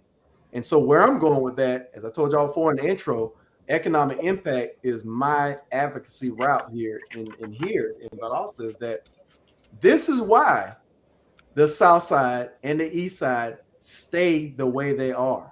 Yep. The city has enough visionaries to where if they wanted to put some sort of recreation that was worth a dime down on the South Side, i.e. Scott Park, still looks the way it looks for decades now, they could. They've done Freedom Park. Freedom Park, matter of fact, I'll look it up and hopefully be able to report it. But Freedom Park brings in so much money to that area of the city. It's just crazy. The economic impact where people have to come in for tournaments at that park, at Freedom Park. They've got to find a hotel to stay in. They got to eat at the restaurants. All that money does not go to the South Side. So imagine if you had a Freedom Park on the South Side where businesses saw, oh, well, a lot of people are coming, so let me open up a restaurant here. Let me open up a hotel down on that end of town. Yeah. That's where the economic impact does not see the day of light once you cross the railroad tracks, unfortunately. The other thing I wanted to mention was just on a different note, when you were talking about individual players, I do want to give a hard shout out to Brother Justin Gatlin and Brother Randall Godfrey, because one, Randall Godfrey went on to those higher levels of the NFL and played, like a boss on several different teams or a few different teams. And to the point that he retired, he got into real estate after that. And he also is a family owner of Godfrey Funeral Home. Mm-hmm. So that brother, he got it. He understood that. Justin Gatlin, here's where I emphasize Justin with the potential that he has there to showcase how we can effectively create our own league. One of the things I think it was Boyce Watkins talked about is that we've got all these millionaires and when you're talking about elite athletes, we've got these millionaires, and some of them obviously lower athletes are 100,000aires. But you got these millionaires in the league, but we won't create our own league. We're like, what, it got to be like more than 75% of the league easily. It's 57% that actually identify as Black or African American. Okay. Now All you right, do have 50%. others that have multiple races that don't identify as Black, but Right. would be considered Black On the street. So yeah, When the police roll up. right. All right, so because I'm like, that's shocking to me. I guess I'm thinking of something else, but I figure it was more than 50%. The NBA is the one that's like 70, 80, something like Okay, that. that's what I'm thinking about then. So excuse me, I would definitely stand down and correct it. But over 50% of the league is related as African American. But you know, when you talk about some of the stars, the historical stars of the NFL outside of the quarterback legacy, but really your star players, what if we took that skill set, just like the dichotomy of what Brother Prime is doing, Deion Sanders, is that if you steered away from the D1 traditional D1 schools and built our own league after that, what power we would have? Because all that we get to is the full circle aspect, is that we are playing this game for another quote unquote slave master. Yep. At the end of the day, that's all it is. But for those that get it, and that's why I give a shout out to Brother Godfrey, is that those that get it, get that money and cycle it back into a way that it produces generational wealth, and that just like Justin Gatlin and Godfrey, to where it impacts your neighborhoods. Right. Yep. Right. Well, let me ask this, because and shout out. Oh, we got my ADP on. Good to see you, Brother Matchett. Good to see you. Good to see you. Root to the bros. Good to see you, sir. But we definitely I looked at one of his comments. I looked at one of his quotes, and his quote says, and I quote, "We literally put our bodies and lives at risk with zero guarantee." Mm-hmm. Why don't you leave? Some people ask. Most of us have only been athletes. Most of us have only been athletes our entire lives. Right. This is how we try to feed our families and children. It's either play their game or have zero chance at the lottery. Williams wrote. So my question was, because we were talking about the economic side of it, should all college athletes get paid, or only the top tier schools have that advantage? Should all college athletes get paid? Because that was one of the main issues they had with the old college football, NCAA video game. Because that was back in 98. I'm on 98, 99, 2000, 2001 version. And I can't get a dime off of it. Because at that particular time, the NCAA, they controlled your image. And so they could capitalize. In other words, they can go, and if you were, at the time, our quarterback was Dante Culpepper. Anybody who knows football remembers Dante Culpepper. While on campus, what's a brand name of a jersey? Nike, Adidas, whoever. They can actually take that, put an 8 on the jersey, UCF Knights. Everybody know who it is. And the guy who wears the number 8 can't get a dime or a dollar. Right. Now they have something out there doing that image capitalization. With now, I think it was a guy that signed with JSU and a couple other guys. I think the first guy that did it was the punter from UCF, actually, where he actually ran a case where he controlled his image, and I think he got like $1 million or something off of it or whatever, and then that's what started it. So the question is, should all college athletes get paid, or only the top tier schools have that advantage? What y'all think? Well, I'm in line with what Shamanti says here. I mean, this is basically what I would say. If you're going to use their likeness and the money is being made, video games, jerseys, etc., I'm reading right from her comment, they definitely should get paid. The additional context that I would add, just reality, is that we know that you're going to get pennies on the dollar of what the school actually makes, though. Yeah. But no problem with people getting paid, for sure, because you're making money off of the influence of that jersey number. You're making money off of the likeness in the game. People buying a game sometimes based on that league or that particular team in that year. Like, hey, you going heavy hard on the UCF team because you know who's on that team. You want to be them on the game. So that's the reason why that game sells off the racks. So definitely you should get some cut from that. Yeah, I agree. I mean, not only are they capitalizing on your image, but your physical wear and tear of your body. Like some people go in as collegiate athletes, they don't make it to the next rim because they injured themselves, in college. So they can't go on. So I mean, to me, that has no price on your injury or your body. But at the same time, gentlemen, I have a counter question to that. So if all collegiate players get paid, isn't that going to open up the Pandora box to all these, Get coaches paid. who are high strung? The coaches are high strung. What do you mean? Oh, you talking about the coaches that have Yeah, questionable behavior? if the college players, if all of them get paid, then I think we're going to have more coaches like Urban Myers who going to be getting all up in their stuff because, now Nah. they're a paid commodity. But you think what I've experienced is the fact that you aren't get paid is how they control you. Because they'll tell you, well, we're paying for this degree, that scholarship, and we're paying for your food, and we're paying for your this, that, and the third, and you got to perform on the field. We're paying for this, or you're out of here. That's how they treat it. It's like you perform, you do the tricks, dog, or you get up out of here. Mm-hmm. Horse, well, you jump over these things, and you get up out of here if you don't. A part of that carrot that they're dangling in front of these players too is the fact that they can be drafted into the NFL. But they know, but Suzette, they know, and I don't want to cut y'all, but they know for a fact that if you make it to the league, you are less than that. That means you are part of the elite athletes. You are less than 1% of the entire population of collegiate athletes in that particular sport. They know they're selling you a dream. They know they're because even being selected to the NFL has nothing to do with you being the best talent.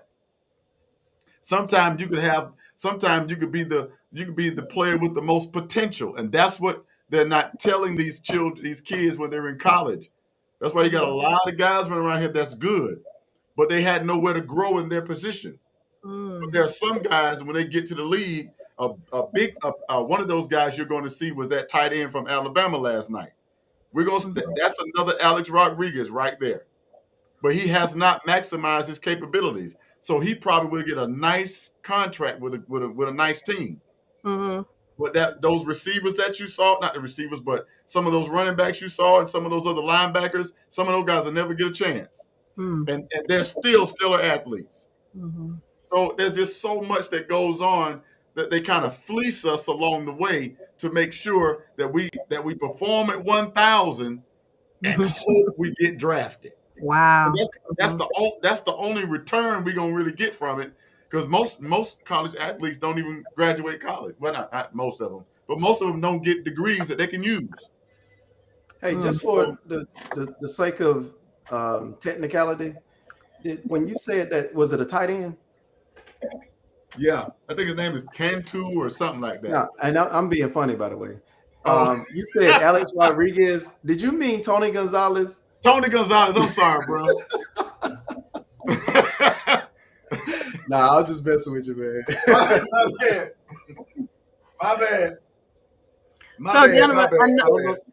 So on a different but still same note, one of the tweets that Marcus also what another controversial tweet that he put out there was the fact that he mentioned in one of his first team meetings in 2017 there was a photo of Travion Martin that was presented to the team via PowerPoint that instituted their team building rule that no hoods are allowed in the building, which the Urban Myers, the coach at the time, he denied that happened, but later he had to come back and recant it and say, yeah, that did happen. So I mean, do you think that there are some, well, I'm pretty sure there's some abuses that are, not reported, but whistleblowers like this, do you guys think that coaches should be held accountable Be, you know, they have a stressful job. They're trying to win games, or they're out. So, are you think they need to be held more accountable about their behavior or locker room behavior? I think they should be held accountable, but I think a lot of this can be uh, kind of averted if we learn how to actually use. If we actually if we put the word in action that we throw around a lot, and that's that diversity thing.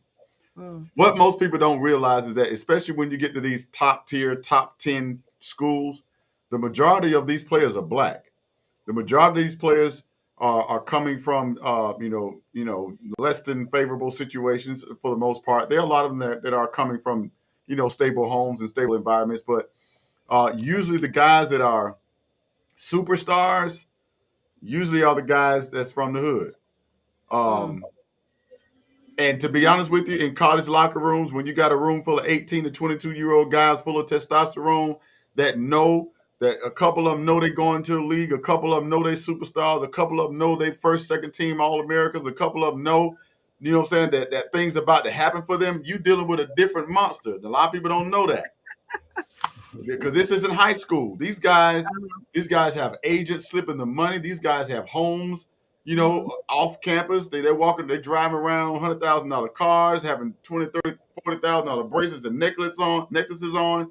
These aren't your average guys. Look at the Heisman Trophy show. Look at all that bling that was around them boys' necks.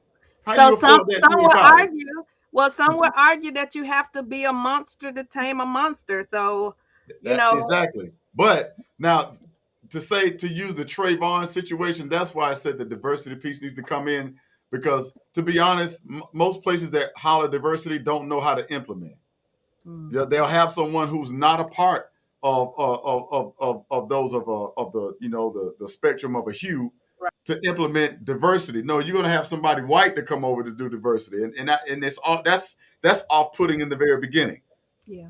Especially from people who are 18, 19, 20 that come from the hood, and all they've known, was mom and them, the house, the projects, whatever. Not all of them again, but there are some of them. A lot of them are. Yeah. And so when they come into those structured environments, it's a learning curve. Like, I mean, I had teammates who didn't come from a team. They said yes sir and no sir. Right. They said yeah and no, and if the coach got sideways, they grab the coach. Like, this is what I've seen in college. So it's a different monster. You talking about a different group of guys that you're trying to control. Should he have used the Trayvon Martin as an example? Absolutely not. Again, it was another mishandling of one of our pivotal moments in our history that they just dropped the ball on again. They should find somebody, especially when your team is primarily minority. You should have somebody in leadership that looks like the majority of your people. Right. Because it's easier when you got somebody who looks like you to correct you. If you got some, and I just have to say, the older white man in his 50s and 60s or 40s screaming and hollering down in the face of an 18-year-old black man, he ain't gonna take that too well. Or him talking about Trayvon Martin as a way to kind of prove to relay a point. I mean, come on, man. Like, when we hear Trayvon Martin, you trying to relay a point of how we acting. Are you calling us Trayvon Martin? You see, like, you could take that so many different directions. Yeah, that was a trigger. Definitely. Yeah. So, yeah, they I got too mean, much which goes back to the accountability factor. I mean, these coaches, NFL coaches and collegiate coaches, they're high profile, even on the high school level here. Like, if you ain't performing well in your season, you're gonna be short-lived career here. But with that type of pressure, so the accountability piece, do you think currently is lacking? Like, are the various leagues not holding their coaches accountable to those, behind the scenes They things? are. They never did. They still let Pete Rose slide. That happened way back in probably the 70s or 80s when Pete Rose got in trouble for gambling and all that kind of stuff, or getting involved, or shaving points, or whatever they called him for. Whenever it's someone on their side, look at Ben Roethlisberger. How many times has he been accused of domestic violence. We've got a few other coaches that got caught up in a few things. The coach from the Raiders, he's always got that mad look on his face. What's his name? Black. He's no longer coaching there. Let's show. I can't. Chucky. Yes, he does look like Chucky. With him, That's all I can think of right now. he got caught up with some stuff about him, some kind of racial, Yeah. So yes, they are really lenient when it comes to them, how they handle coaches of white Anglo-Saxon Protestants background. They are a lot more lenient on them, a lot more lenient. But when it came to my guy at Pittsburgh, Tony Dungy, my guy that was over at Gruden, that was his name. My guy that was at the Bears, the coach that's of Syracuse, how they did my man at Florida State. Like they hold us to a whole another book of of qualifications. So we need to tighten the reins when it comes to coaching. But you know what has actually become a real solution for coaches who are being looked over? HBCUs. Eddie George got a job at Tennessee State, and another NFL coach just got another job at another school. I just saw it. Somebody else probably can remember. But a lot of these coaches are leaving the NFL and leaving some of these top tier schools, and they're getting head coaching jobs at HBCUs. And I think when they do that, they're gonna change the entire Marvin Lewis, Hugh Jackson, Mark Jackson in the NBA, people like that. I think once they start winning, or at least changing the narrative in HBC football, that's when you're going to start seeing black coaches starting to go that direction. Because if they go HBCU, they might not make NFL money, but they're going to get the experience that they need. They're going to get that hands-on experience that they need that can transfer back to the NFL if they go, or back to the PWI if they go. So do you feel like it's gonna shine a light and highlight those players in the HBCU arenas? Yeah. Especially the fact that Eddie George, see what you're doing is you got all these people who have connections. You see what I'm saying? Eddie George was in the league for years. He knows a lot of agents. He knows a lot of this, that, and the third. You got the other guy from I gotta find that guy's name. He was a coach in the NFL. He took a job in HBCU. The coach that won that actually beat Jackson State. I think it was South Carolina State. I think that's who that was. They got a bad coach. It's two more guys that's being looked at. Grambling and Hugh Jackson. Man, I'm telling you, there's a lot of guys that's shifting. And I think by the time summer, before summer hits, we're going to see a few more coaches getting big time jobs over in the HBCU. And by 2024, it's going to be a different situation. And they better. That's why they don't want my man from North Georgia, the one that went to Florida State, but then going to Travis Hunter or something like that. They don't want him to do well. That's why the media is trying to skew his narrative. They don't want him to go to Jackson State and actually excel. They keep talking about the low level quality of the program and this, that, and the exposure. They're trying to lower it. Watch when he goes. Watch what happens. That boy gonna be on the news more than a lot of them guys on with them big time schools. And when our kids see that, when they start seeing South Carolina State playing Bethune-Cookman on ESPN highlights, and they're gonna say, "Shoot, I get on highlights going to HBCU too." Yeah. Watch what happens. Because that's the only reason why I didn't go, because HBCU didn't have exposure. I didn't think they did. Because the NFL contract is going to come. Absolutely. It doesn't really. I mean, you look at Jerry Rice when he started HBCU. What's my guy? Quarterback from Tennessee Titans. Oh, Steve McNair. Steve McNair, HBCU. I mean, you got tons of athletes that come out of. Yeah, tons of athletes that come out of an HBCU. Matter of fact, Sam Lucas, you can tell me what was the I think cornerback out of Fort Valley. Oh yeah, I remember him. Is it last name Law, I believe? I remember him. Ty Law. Yeah, Ty Law. Yeah. So I mean, that's the case. It's like you said, it's the attraction. Yeah. It's really just getting the athlete to choose a school that they want to go to, but that coach piece of it is really the strong attraction now to, especially with Jackson State and the things that Dion is doing to revamp that school. Yeah, yeah. It's exciting. Yeah. A lot of people Yeah. have really tuned in just to see what he was going to do with the team. Suzette, Right. Suzette, When you I start- will Go ahead. subscribe to all the ESPNs, every last one of them. I'm telling you, just imagine the Marching 100 Mm, on ESPN yeah. for a halftime show. It's definitely a Southern. shift change. It's definitely a shift change in the atmosphere. So yeah, I'm Oh, I excited to see forgot where it about goes. Tyrone. That's what it was. Hold on, I'm sorry. Tyrone Poole. That's who it Poole. was. That's who I was looking for. Yeah, thanks. I forgot about that.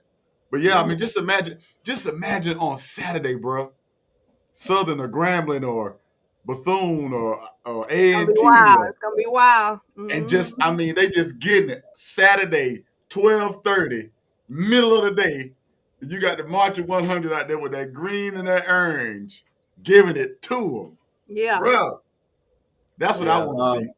That's what I Matchett, Brother Matchett talks about, what else has happened is that's great is to position coaches in the NFL that are going to be coordinator positions in the HBCU schools. That's what I was saying. Exactly. Yeah. I'm telling you, these guys are finding opportunities, within the and on top of that, the fact that they tried to tie the money up that Obama, not Obama, but 45 that he opened up. They tried to tie it up, but athletics is going to be another way that they can increase that budget and put it in places that they want to put it. I'm telling you. Yeah. Watch what I tell you now. Hey. I just might go to a fam homecoming or to one of them classics this year just because. Just because. Just to buy a ticket, just to go, just to support. Because I'm telling you, HBCUs are getting back on the map. There's a reason why they broke us up from that before. Because you remember when I think Sacramento it and all definitely them guys was will killing it. energize. I think that's going to re-energize the budget.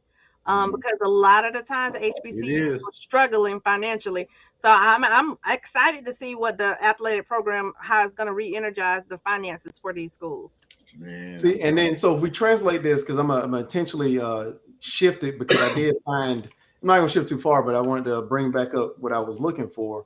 And just imagine, like locally, if we had intentional money from the city going into our south side, and we'll keep it on football in the sense of the fact that they groom our kids to be football contributors to this powerhouse, whether it's Lions or Valdosta. Right. Lions more than likely. But when we contribute to that, we don't necessarily own the residual output that comes back to the community, hence South and East Side. Yeah. Two areas, Scott Park, and you remember the old cookie mill where that is? It's still an old cookie mill, as people say. It still looks dilapidated. It still looks like a big opportunity for a field, some sort of huge facility. Practice field, yeah. Yeah, retail practice. What? But bruh, I think we're gonna have to understand. We got to start, but that goes back to our literacy in finance.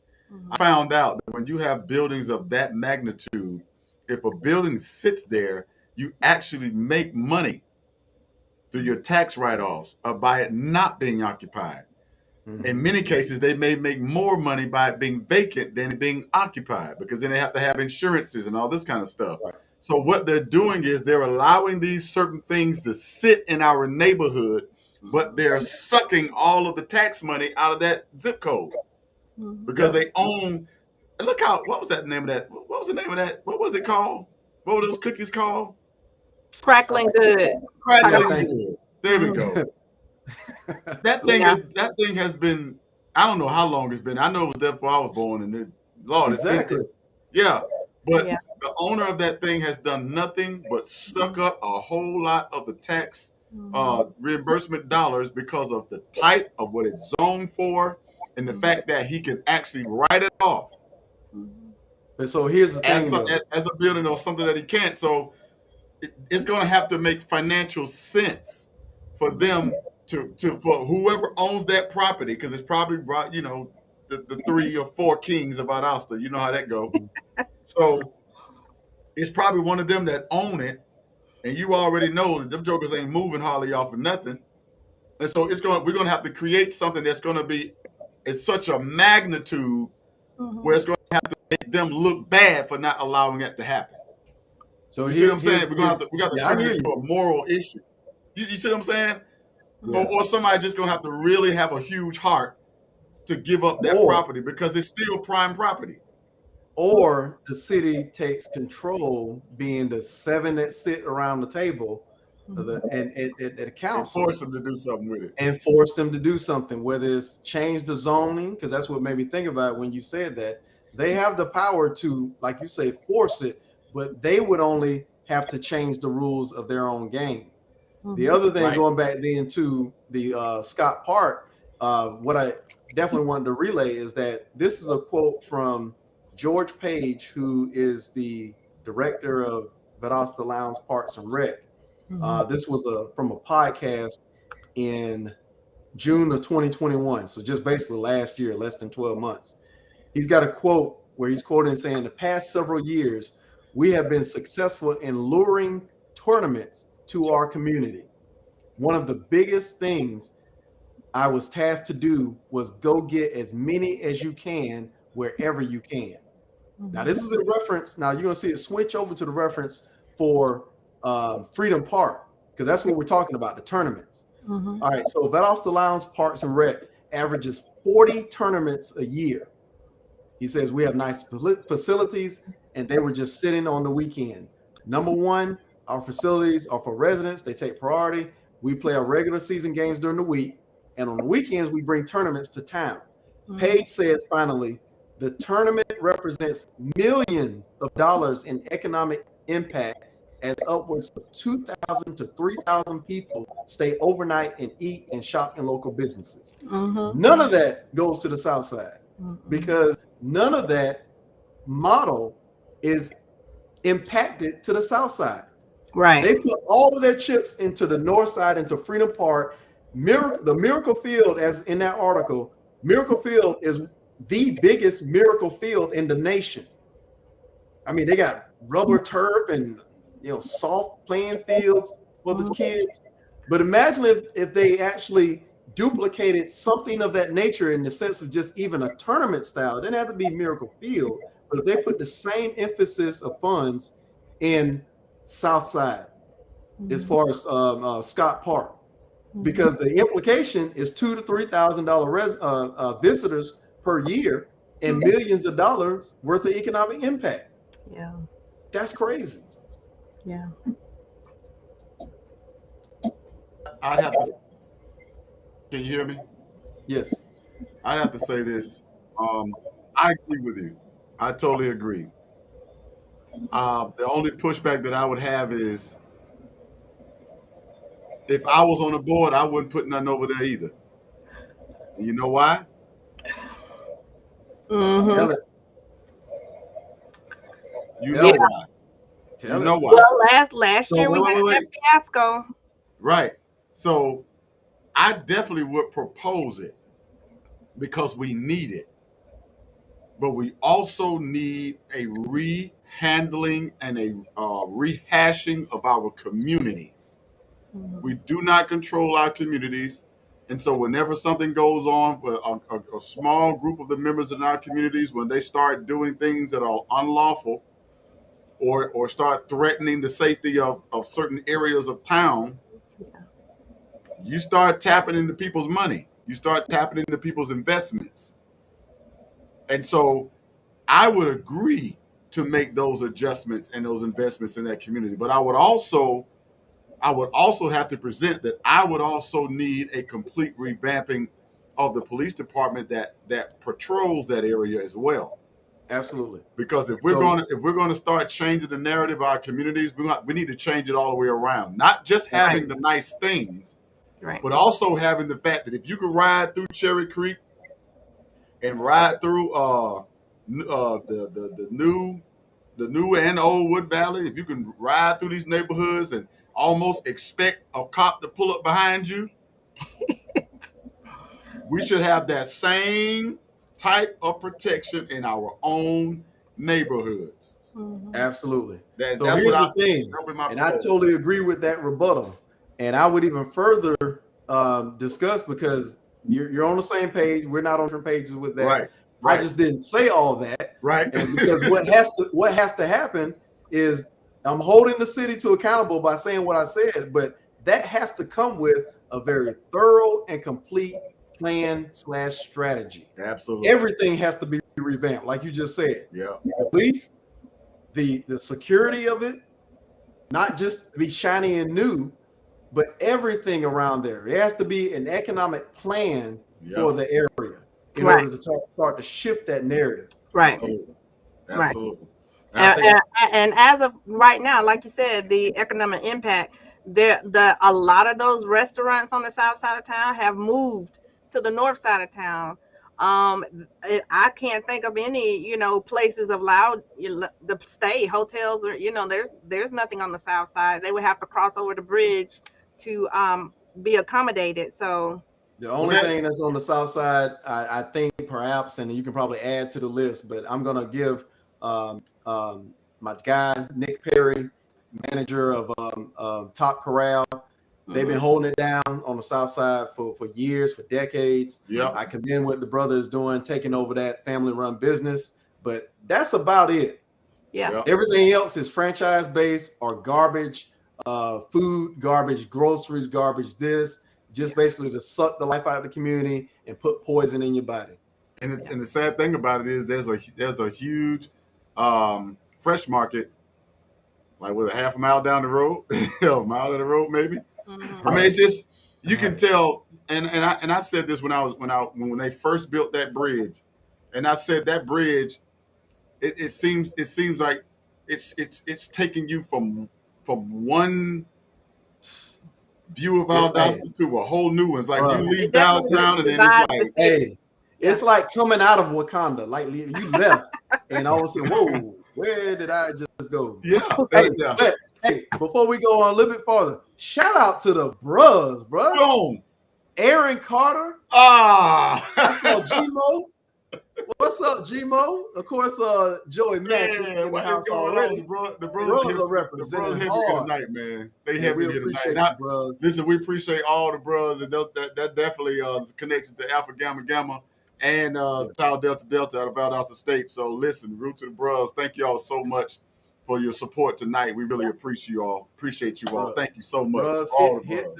hit the follow button. We are on Facebook, so make sure you like us, follow it, and then especially on YouTube, hit us at the Black and the Bold on YouTube, so y'all can make sure that every time that we go live or plan to go live, you get notified, and that you can keep up with this fly content, because this is what we do every time we get online, bro. We want to make sure AGG is represented well, and when these two in the house, me and this guy, yeah, man, bro. Yeah, we got some manners. We've been trained well.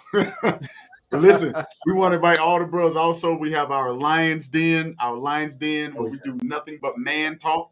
So we want you all to be a part of that, because we actually have some partnerships with Kings United, Bridge Builder, Education and Investments. We have E3 Legacy Group. We also have there's another mentoring program that Pastor let's see, what is the name of that? I can't remember. I can't remember. But Pastor Frank from over there at Fountain of Praise in Quitman, he's partnered with us. He has a mentoring program for the guys at Lowndes High School. So listen, our partnerships and network is growing quickly. So we want to get all the men that want to make an impact. And we're not just in Valdosta, we're in the entire south of Georgia. And we've got some California affiliates, some Florida affiliates. We got people all everywhere. So listen, we're trying to grow this network. We're trying to make this thing happen. And we want to do it by our brothers and our men in our community. So brothers, all the brothers, if you all want to be a part, just make sure you hit the like button. We're going to be posting the thumbnail. We're going to have our Lions Den. We can kick all the chicks out, and we can just have a real man's conversation.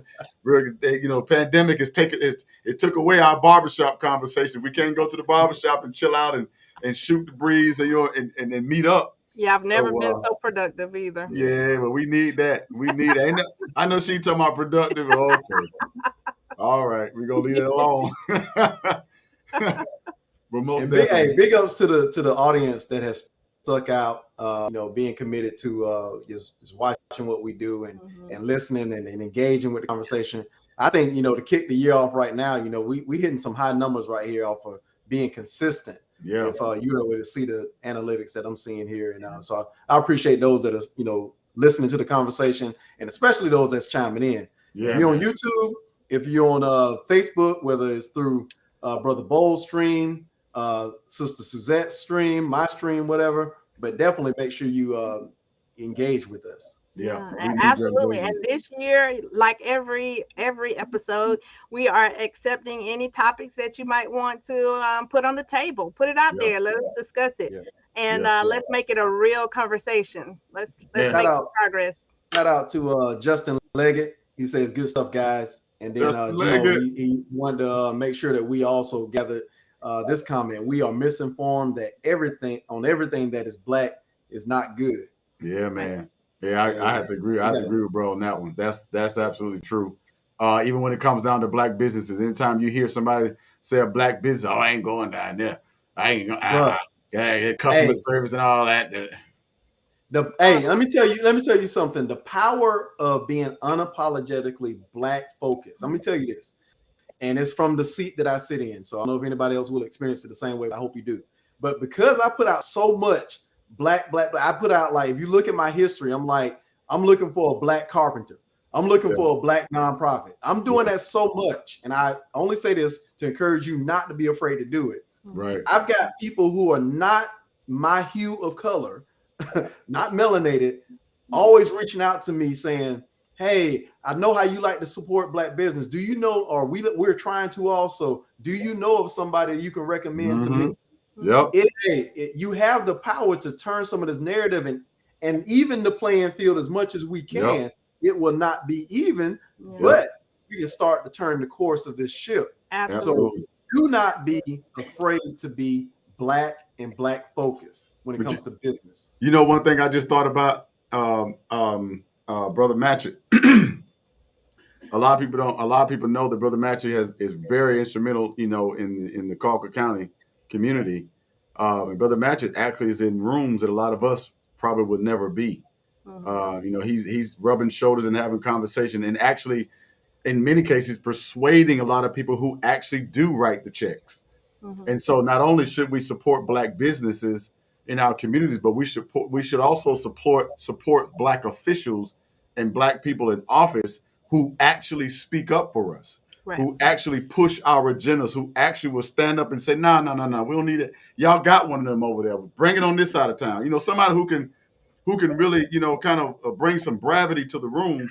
Brother Matchett has done that. And so that just made me think about what you were saying, brother. Not only supporting those entrepreneurs, but those people that are in position in office, people like you, that have the website, trying to gather more black businesses, put them all in one directory, making these connections. We need to make sure that we support this stuff. Share your stuff. We met somebody who's doing something. Hey, Dwayne, I'm looking for. Did anybody respond? Because I'm looking for somebody too. Because I'm here in Jacksonville. I need a couple things done, but I'm not trying to throw off anything. But the majority of the people who are available aren't a part of our particular section of family. And that's a nice way to play it. So, and because I'm not, I got to reach out to some older brothers because they gave me some information from guys I met here, but I got to find some more people. So. Making those connections that I could then share with you and be like, hey, these are more people in Jacksonville. These are more people in Yulee. These are more people in Lake City. And before long, we'll have a train of people we can call from Jacksonville to Valdosta to get stuff done. So, absolutely. And you know what? That pathway has already been chartered out because Brother Dwayne, himself and his wife have created all black businesses directory. So that resource is already available, and you can, if you fit that bill, if you're an entrepreneur or a business owner, African American owned, you can get onto that platform that Brother Dwayne has already hedged out for you, so that it will also put your name out there and network. Yeah. And let me tell you the power of that. From a perspective of like we're talking about black owned, black focus. I'm looking for black first. The power of that, and because I know this is going to get out to other people who support what I do, support what you do, Suzette, support what you do, Mac. And so some people sometimes get a little thrown off. Some people get it, and some people get thrown off when we say, well, is that racist? Is that like reverse racism? No, the point is that, and like I said, some people get it. Yeah. Because if you understand the history of this nation and you understand how much of a head start others have had, and now we are celebrating black business. Now we see how important it is to support black business. Right. And compared to generations of real estate, investing, business ownership, we are not going to catch up in the next 10 years. So It's okay to support black owned and say you only trying to support black first. We're not going to catch up in 10 years. Right. So that's just the reality of it. I think it was like, even if we put all focus into black business because of the generational gap that continues to widen, the best thing you can do is slow down the way that is widening. Right. Yeah. So it's just, that's on another level. The point is showing that black business is important so that we don't spend our money outwardly into other communities and keep it in the community like other cultures do. There's nothing wrong with that.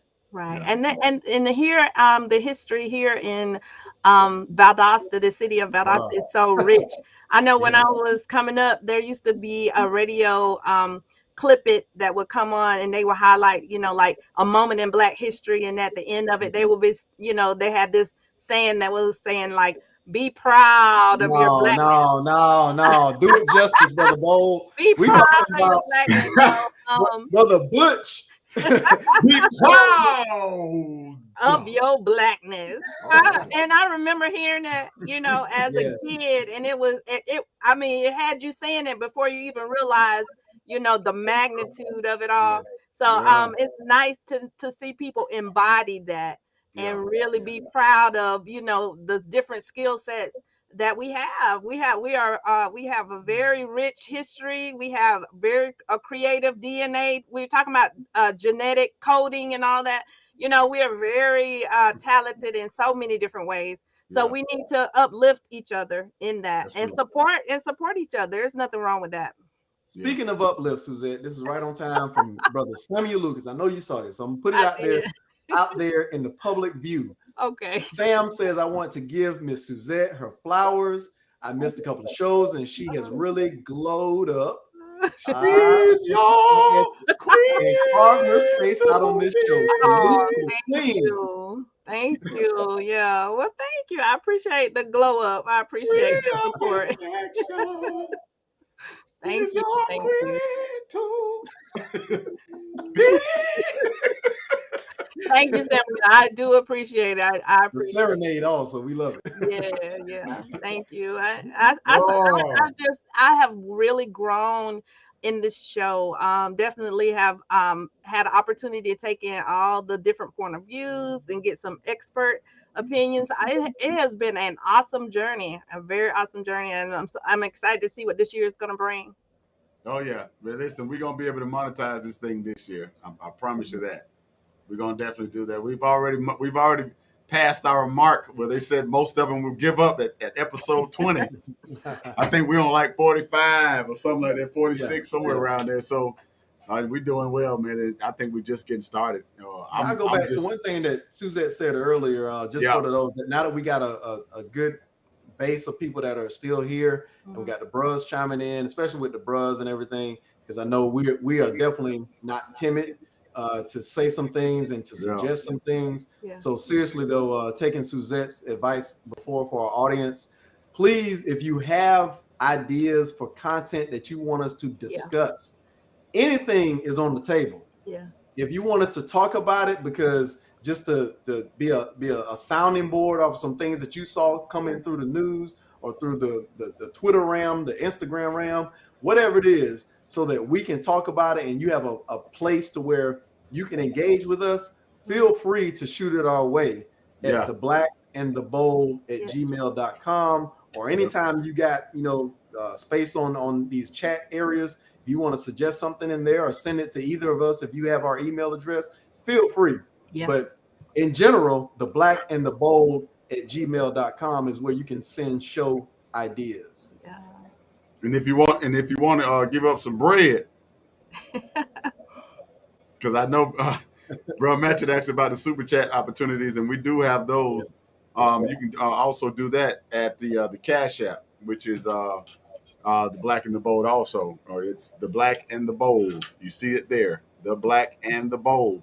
Yeah. That's our Cash App if we want to contribute. Listen, we have some things we're getting ready to do. We got some programs we're going to have to purchase very soon to make this thing even more interactive.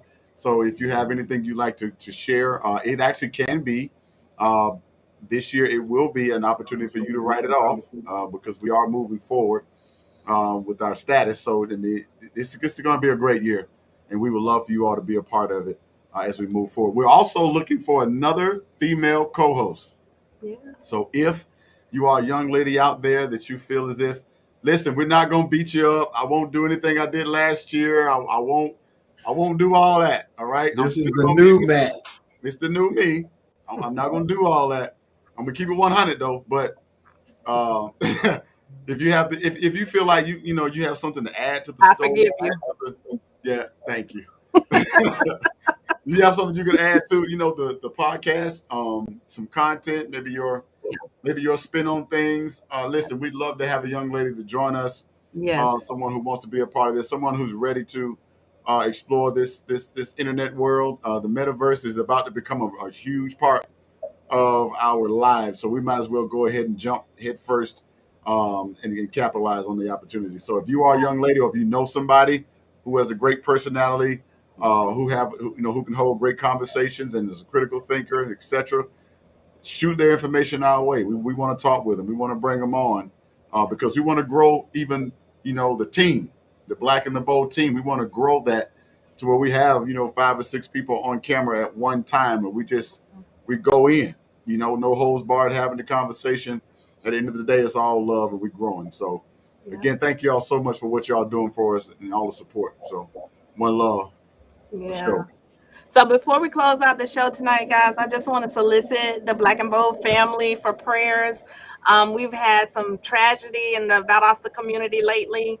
I know one of the young men who was just fatally murdered, basically. This week was a young cousin of mine. So just keep the prayers out to the Gillard family, and just keep everybody uplifted. We got to uplift our youth. If we don't do it, it will not get done. All right, brother Black, you got anything to add before we get up out of here? Nah, I mean, definitely appreciate Suzette sharing that, and definitely thoughts with the families there, and that's your family, cousin, and everything also. But yeah, I've been seeing it, man. It's just a whole lot of negativity going on in the city, but this is how we can help in our lane counter that. To help rejuvenate some ideas from whatever lane you sit in. Some of us, like you said before, sit at some tables that need to speak up because some of the light is not shining in those areas that need to be focused on to thwart some of those activities. That's why I say when man, I'm on another rant if I do it, but that's why I talk so much about economic impact, because the more that we do not have economic impact within our community with a strategic plan, like we talked about there, is that's more just violence and criminal activity breeding in that ground. Right. And so anyway, that's with that. But Suzette reminded me by bringing that up. We did lose Sidney Poitier quite recently. And so definitely shout out to that great. If you don't know Sidney Poitier, sorry for your black card. I'm gonna have to revoke that. We're gonna need that back. Go ahead and use the next 2 months, not just February, but the next 2 months to educate yourself on Sidney Poitier. Yeah. He was definitely a pioneer in his craft. Absolutely. Mm-hmm. All right. Well, we're getting ready to grab our little greasy bag and get on up out of here, but we appreciate everybody who has supported us on tonight. Thank you so much to every person that left a comment, anybody that may have sent any type of financial support. We appreciate you tremendously. Listen, we have great plans for you all, and all we want you all to do is support us, pray for us, give us encouraging words, and even words sometimes that maybe we went too far, maybe you didn't like it. We want to hear it all, Yeah. because at the end of the day, we want it to be an interactive move, because we You definitely went too far, are. Bold. You went too far. Okay, my bad. No, I use that just to say, hey, Cedric, Wall Street, thank you for always chiming in. He does say prayers go up for you, Suzette. I don't know if you saw that, though. That's why I wanted to interrupt. Okay. Oh, yeah. Okay. But yeah, man, we're just excited. So as always, it is my desire to make sure I give something inspirational at the end of every show.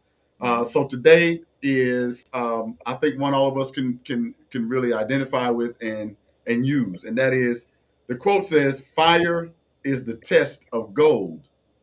Adversity is the test of strong men or women." Let me say that again.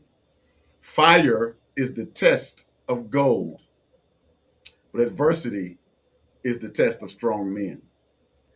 There's a book that's actually written by a man by the name of Al Weatherhead and Fred Feldman. And in this particular book, it's actually called The Power of Adversity. And they basically like that misfortune, illness, failure, fairness, etc., all seem to always bring up some form of adversity. But it looks like adversity dooms us in our lives so often that most of us get frustrated while we're fighting. But it's not so for the most part, because if you look at the mind of a dynamic industrialist, he says adversity is not a curse, but it's a gift. And when we learn to embrace our problems, we temper our problems and empower our capabilities. All I want to share with you all is that this is an opportunity for you to have an entire 12 months to have something to prove you've been through the fire. Yeah. It doesn't matter what you go through. It doesn't matter. She told me a long time ago, she said, if you aren't having problems now, keep on living. Adversity comes to all of us. Hard times come to all of us. Illness comes to all of us. Misfortune happens to all of us. But being able to endure the test of adversity is only set aside for the strong. So I got to ask you the question. For whatever 2022 may bring your direction, don't let the test of adversity cause you to miss your best moment. I love you all. I thank you for being here. Until next week, remember, peace, love, and light is the language of God's people. See y'all soon.